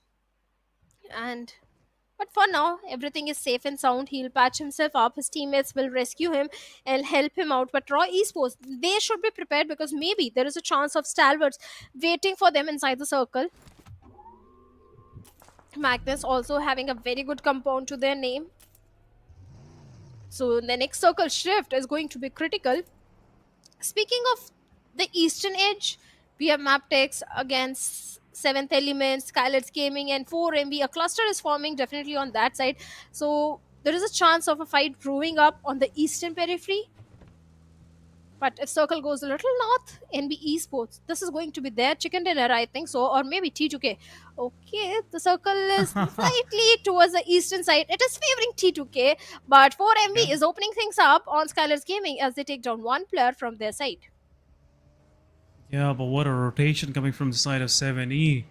They have came a long way, and same goes for 4 Miracle Vibes, starting from the southern part of the southernest part of the map, you know, and now they are close to the shooting range, pretty much close to the northern part of the main island. But in the meanwhile, T2K Love takes down Alliant. Divine pushes on Love. There'll be a quick exchange, a quick knockout, but Divine gets knocked out by Rig as well. 7E, they are on a possible verge of an elimination, but there you go, it's a confirmation and it's over for 7E. Not a good match for them. A quick finish, and T2K still surviving. I think one of the players is still surviving. Yes, one of the 7th Element player is still surviving, but T2K will patch up their player, their whole squad, and it will be 4-man up. Even SKYLIGHTZ Gaming, they have been eliminated as the last player has been dealt by NBeSports. Now, speaking of Mabetex Esports, Stalwarts, they're also roaming nearby. Stalwarts, I don't know if they're aware about Mabetex position, as Mabetex are not giving too many sound cues. Even 4MV, they are also in the close proximity. These fights are inevitable. The way all these 3-4 teams are rotating from the eastern side, sooner or later they are going to collide with each other. IHC, the circle has been taken away from them, and this journey inside the circle, it's not going to be an easy one. But 4MV finds Malik, takes him down, but this grenade from Zibian could have been a deadly one, but Choto had a buggy and is trying to move into the safety, but with M16 single tap shots, Zibian is definitely dishing out a lot of damage, and Choto is surviving on a sliver of HP. Oh, he won! And yes, he does. Yes, he does. Drawlin takes him down. The vehicle explosion is there, but Choto has found a hard cover. His teammate will come in for the rescue mission. Retaliation fire is also coming in towards Drawlin, so Drawlin also needs to reposition himself. But Magnus Esports finisher also in a close frontal battle with the plus of DRS. Scroll goes down. You can't stand all in front of DBS, but Finisher gets a confirmation point as well. But now Finisher also needs to reposition and patch himself up. But to his help, Princess is also there. Yeah, he will buy some time for Finisher to heal himself up, but at the same time, DRS lost one of their players. This was some unexpected fight on the go, which DRS really paid the price for, and now they are lost on the loss of one player. But Agon side, they're waiting for DRS to just close in on the edges. Agon side, they have a good position inside this one. IHC has pretty much surrounded the entirety of Agon. But the meanwhile, Leo versus R3G, it's happening close by as well. Magnus Esports gets taken down by Valut from 52 Esports and Leo at the same time gets eliminated. R3G finishing things off, but Princess takes down Chodo. 52 Esports versus Magnus is happening. Valut takes down Finny, takes down Zibian as well. Valut confirming eliminations on Magnus, and Magnus pretty much left with only 2 players. Only one, I must say. And that's Princess. Still fighting, but the grenades are being flung over from the side of 52 Esports. Even in the backlines, I can see DRS Delta. So not a good spot, but DRS, they have their own worries, as XI8 are also locking horns, where Killer YT has been taken down. And Delta, I'm very sure he's going to help his teammates out in that tricky situation. Princess also falling back. Falling back, just finding a good hard compound for himself. On the edges, yep. Yeah, on the edge of the circle. But from the backlines, 52 Esports can still strike in. That's where a little soft cover is required. And it's right there. XI8 still being on the uphill. NBeSports finds one more player. But look at Fizzboy. He's very well aware where Jiggle is hiding. Jiggle has patched himself up. But not a good spot to hold on to. T2K Rick comes in. Finds Prabeen. Instant confirmation coming in. Even the players of Raw Esports are not looking good right now. Raw Esports, they were pretty much, I would say, in a nice place. They were placed in a nice place, but losing their players like this, T2K confirming those eliminations, it's only Jiggle left. So for sure, the hopes are on the Jiggle, but at the meanwhile, Princess get knocked out. Looks like Magnus Esports gets confirmed. DRS Delta takes down Rollin. Magnus were left with only with 2 players, as we were inferring. There was one, but no. Now Magnus will bite the dust. After all, this chaotic fight with 52 and DRS. But not a good day for Magnus once again. They picked up some good numbers in terms of elimination, but survival is not there for them. They're trying out everything and nothing is working so far. But XI going against 52 Esports, nade goes in, Falak pushing forward, gives some shot onto Chotu. Chotu surviving on a slither of an HP, some cover fire from Jalad, but at the same time, Chotu is low on HP, he repositions himself, and now looks like Esports will have a hard time, taking this fight in this sort of formation where they're pretty much spread out themselves. From far away, the cover fire is there, but success ratio is pretty low. Won't be able to connect those bullets from this sort of distance. But now XI have nowhere to go. They have to take a fight with IHC. Zul is close by, and they have to find another way to get inside the circle. NBeSports also fighting with T2K. Perfect grenades are coming in, where the players of T2K are suffering heavily. Stalwart Esports action. Look at his position. The way he's crawling. He's very well aware about DRS being on the low ground. But this is not the moment when he should strike. On the other side. Oh, finally he decides. No, he's having second thoughts. Finally he shoots in the direction of Delta. Makes his presence felt. Reveals his position and makes a mistake as from the back lines. Mabetex 0 comes in and takes him down. At the same time, Regicide also taking down the players of XI8. IC still fighting with the players of 52 Esports. No love coming for him. No help coming for him. As with a vehicle run over, Baron gets a confirmation point. And DRS, they have also been eliminated. What? Yes, Jiggle from the side of Raw Esports found him. Even T2K Rig also goes down and T2K is out. All courtesy to the play zone and 4MV. IHC's Yall with the vehicle explosion eliminates the players of Raw Esports. All the big teams, all the aggressive teams, they have been eliminated. Still, there are NBeSports, IHC, so many good names, big names still fighting. Where again XI8 locking horns with IHC, where's Yall with a vehicle going inside the blue. And finally, nice shot, 45 takes one player down. Ziol still trying to lure the players out of their covers. But from the moving vehicle, again, nice takes work. one. 2 players. Oh my goodness. ISC left with only 2 remaining players. Blaze, he really need to patch himself up. But finally, nice Ziol comes in with a UMP45. Takes one more player down. Uz is the last man standing. Yeah, he's the last man standing, and it will go in, and this could be the mark. This can possibly mark an end to Zul. He is still low on HP. He wants to take that fight, and he confirms the elimination, and he still doesn't confirm the elimination. Uzum still surviving. All of the players are confirmed. IHC still fighting back. R3G on the periphery, still surviving. But a nade goes in, possibly will confirm these fallen players. But Uzum have to patch himself up. Zol's position is revealed. IQ giving out the position of Zol. And Zol, that's the reason why he is going to finish off the player. And it's over. IHC, they have lost their players as well. It's a 1 versus 1. Both of these teams down to their last man standing. 8 eliminations to the guys of IHC, and now Molotov goes in and it will give the position of Zol. Uzum would have taken this fight, while standing, and this could have been a different result. But anyhow, IHC, what a fight for these guys. R3G might third party them, and IHC get confirmed as well. But some more runovers happening. Mabetex Esports going against Stalwart Esports right now. Stalwart have 2 of their players knocked out, and a confirmation will come for sure. And Mabetex Esports have a total control. Quick 2 eliminations at the same time. NBeSports get treated out. And now Stalwart is also left with IC. 4 teams. Stage number 5. We are left with only 4 teams. This is what happens when you have those, obnoxious circles. And all of these teams will have a hard time, staying in there. But Mabetex have 3 of their players up. R3G have a good man advantage. 4 Miracle Vibes with 4 man standing. They have a better chance of winning this one. This can be any of these teams' game, because like you mentioned, this is a very unorthodox circle, a crazy circle which teams were not prepared for. Regicide, they do have a good compound to the name, and they're being the silent one. They're not making too much noise. But Zero is making a lot of noise as he's trying to pep a few bullets towards 4MV Apex. 4MV is trying to get a lot of information.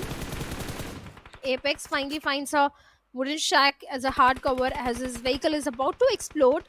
Good work from the side of Zero. Now 4MV, they do have the majority of the real estate control, but Mabetex with only 2 elimination, they have to move inside the circle. They have to leave their safe spot. And this time 4MV is just waiting for them. Speaking of other teams as well, Stalwart IC not making any noise. 4MV having the complete northern control. And Zero still trying his level best to blow up the vehicle of Doc. Yeah, Doc might get stuck behind that tree.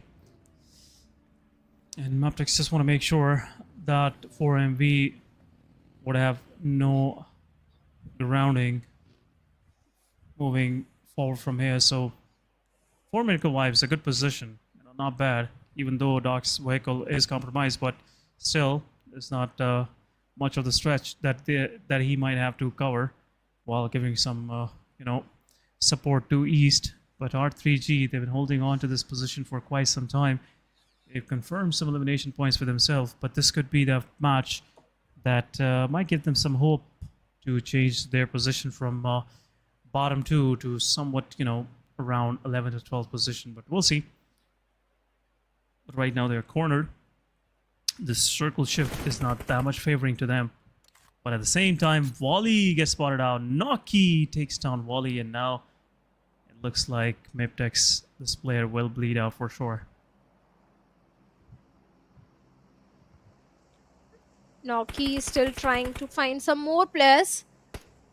And Valley, well, easy rescue mission for him, but both the players, Zero and Volley, they're pretty much stuck behind that trunk of the tree. Valley again back on his feet. Regicide's looking very strong. This could be the game to lose. Now with that smoke, soft cover in the vehicle, Mabetex Zero is trying to reposition themselves. IC still not giving any sort of information or sound cue to the players. But Leo OP is also taking a lot of bullets and he's surviving on a sliver of HP. The majority of the control of the circle is in the hands of 4MB. But East, he needs to be very careful from the side of Regicide. Kind of a stalemate situation. Everyone is just waiting for the next circle shift. No one wants to take any sort of risk. No unnecessary aggressive push are coming in.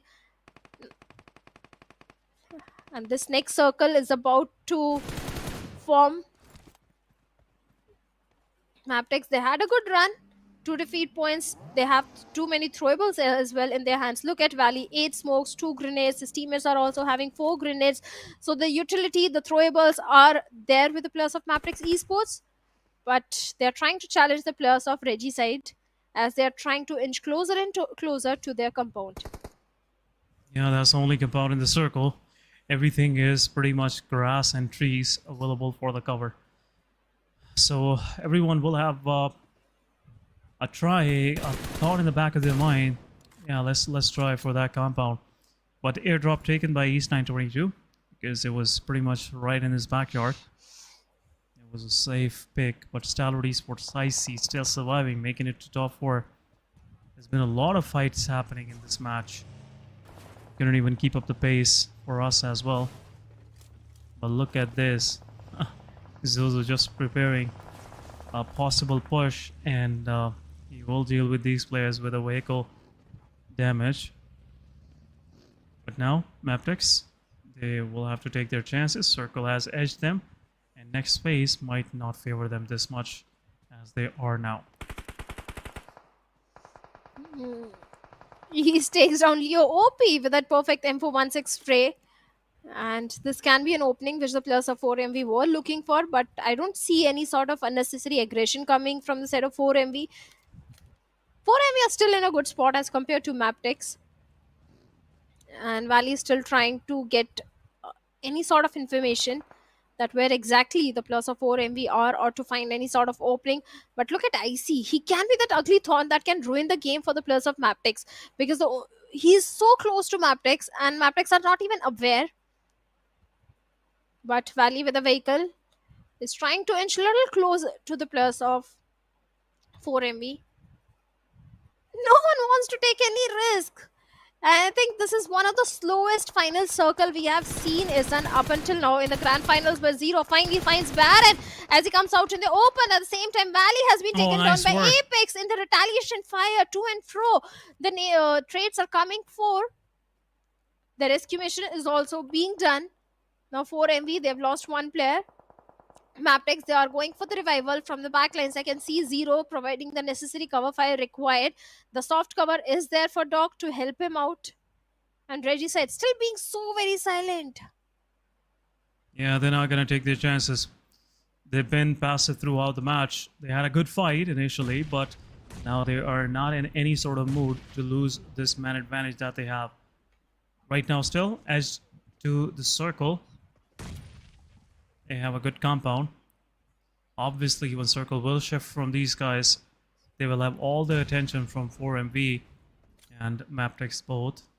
The problem is for Mabetex, the position of IC really be that player that will just make things worse for them from the back. It could be a possible backstab for 4MV. Doc 922, he wants to reposition with his team. The map cover, I would say, map control right now is with R3G on the southern part, and might be R3G will be able to spot IC as he is inching even closer to the players. Some shots from 4MV toward IC from Stalwart Esports. Top 4 teams, everyone have the similar kind of man power, but IC can really play the spoiler. Look at that.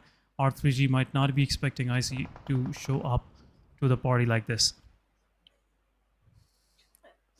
Well, one of the slowest Erangel that we have seen, Erangel final circle stage 8, where no one wants to take any sort of risk. So many utilities, throwables are with all these players. Reggie said, look at Vaz, the way he has deployed, I think, more than 5-6 smokes over there.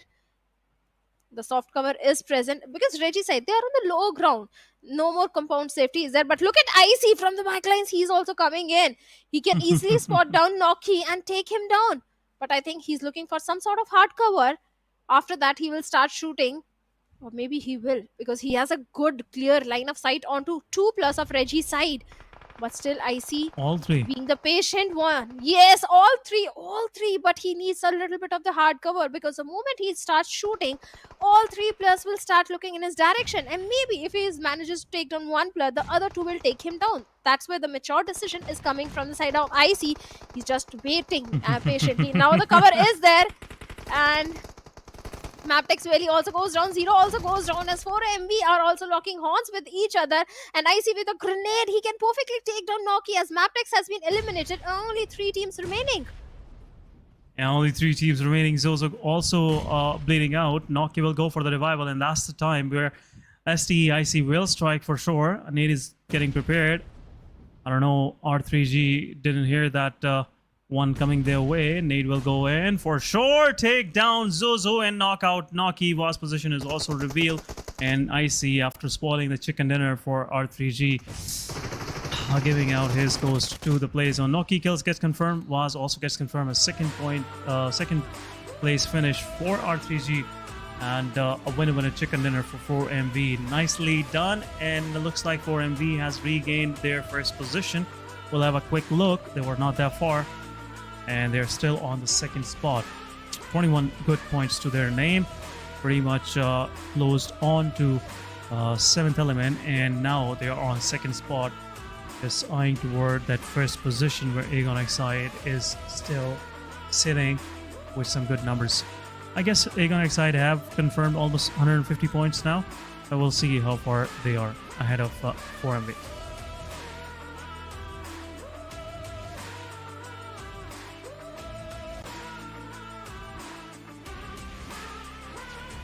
Well, certainly 4MV, they have got a good chicken dinner for themselves, and now they have propelled themselves on the second spot for the in the leaderboard. And like you were saying, the Mongolian domination is finally there. Previously, it was Stalwarts in the first few games.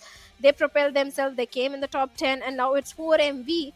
So definitely AgonXI is facing some competition. Tomorrow is going to be a very big day, because all the teams, they have started making their comeback, and the fight for the top 4 spot is not going to be so easy at all. But first, let's have a look at the MVP, and it is going to be Dog from the side of 4 Medical Vibes. 7 eliminations, 745 damage, 122 healings, and 5 knock.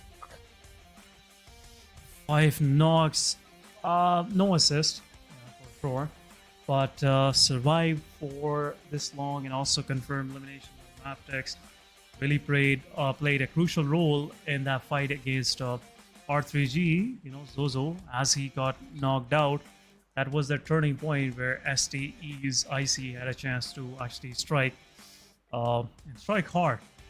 They just took off their chances of R3G getting that chicken dinner off the table, and R3G were least expecting. It was a big brain move from the side of IC for sure.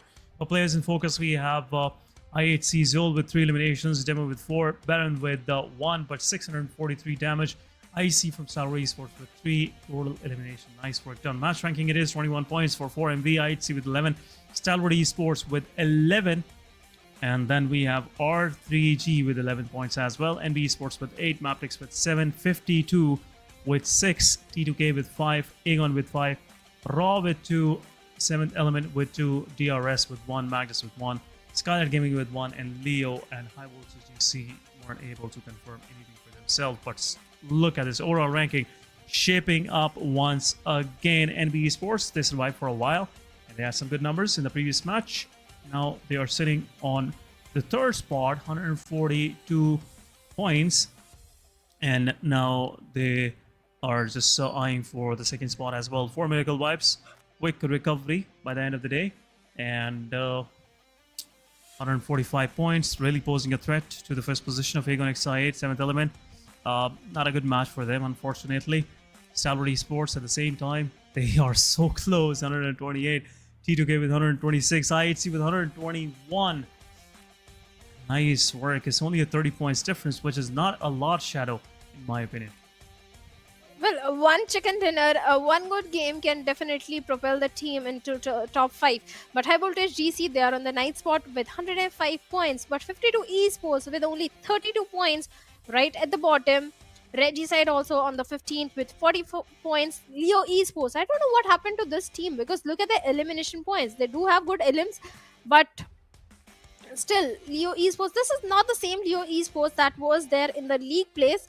They are sitting on the 14th with 62 points. Magnus also 59 elims and only 9 placement points. Magnus Esports, they need to focus on those placement points. 68 points. Had they focused on those placement points, maybe, I'm very sure Magnus Esports would have been in already top 8. But look in the MVP ranking, Stalwart Esports is there.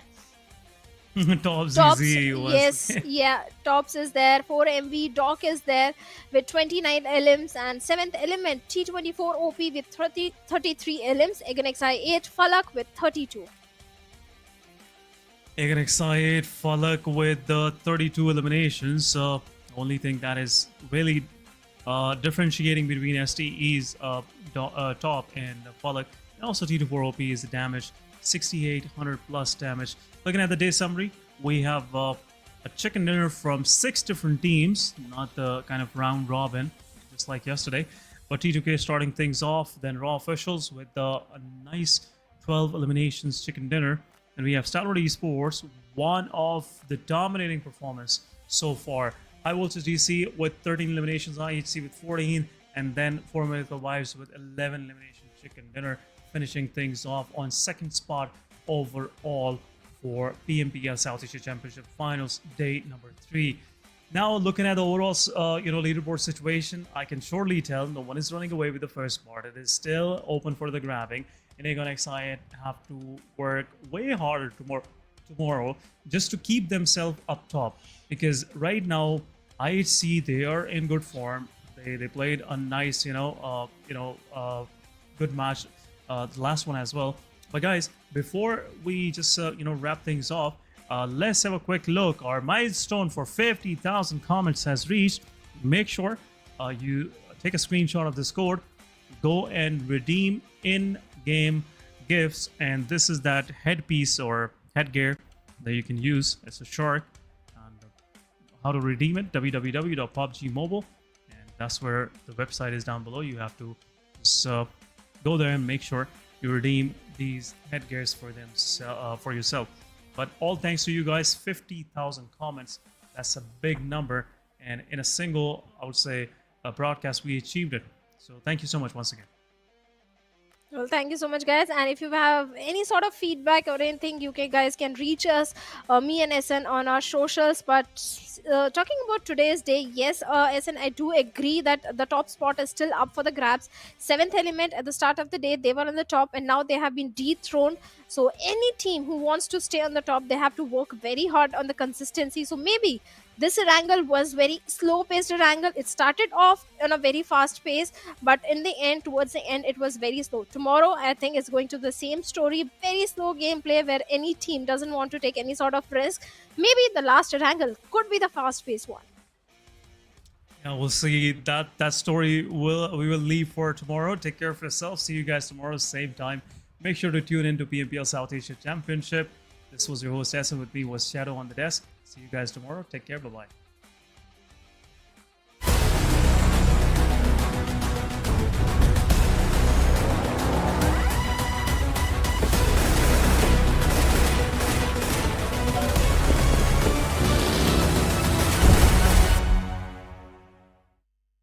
My friends, the guys over at PUBG Mobile challenged me to turn my guitar into an insane looking futuristic rifle. More specifically, the Dandy Grooster set Cadence Maestro M24 upgradable firearm. Okay, that's very specific, since that challenge sounds like the usual madness we're doing here on the channel. I accept this challenge. But how do you want to do that? I can't do it alone, so I got the world's leading light design, special effect and show designer, and my favorite tattoo artist in the entire world, to help with the design and manufacturing of this insane looking laser rifle gun, and then to play some crazy super challenging shred licks over a funk track. Painted, that's probably a good idea. I think all real guitar builders will cringe hard at this video. I don't think that this is how you usually do it. Okay, so now we have a black guitar, but we have to add a lot of rifle elements to it. How are we going to do that? The back part of the guitar is very detailed. So my idea was project the actual guitar on this piece of wood, draw it, and then we cut it out.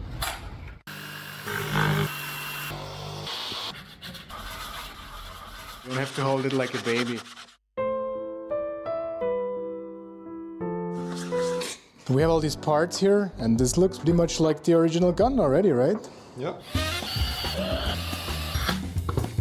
We have to closely replicate the color scheme and all the super intricate details of this design. We got some acrylic colors that look quite promising, but what's even more important, she will hopefully help me with not screwing this up now that this is already starting to look promising. So let's do this. We will use the projector above us to trace the lines of all the details. Have fun.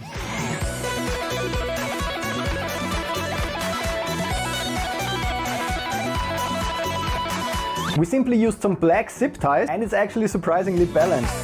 Look at this awesome set that Martin built, and the LED wall behind me isn't even on yet. But honestly, the last question of tonight, can I actually shred on this thing?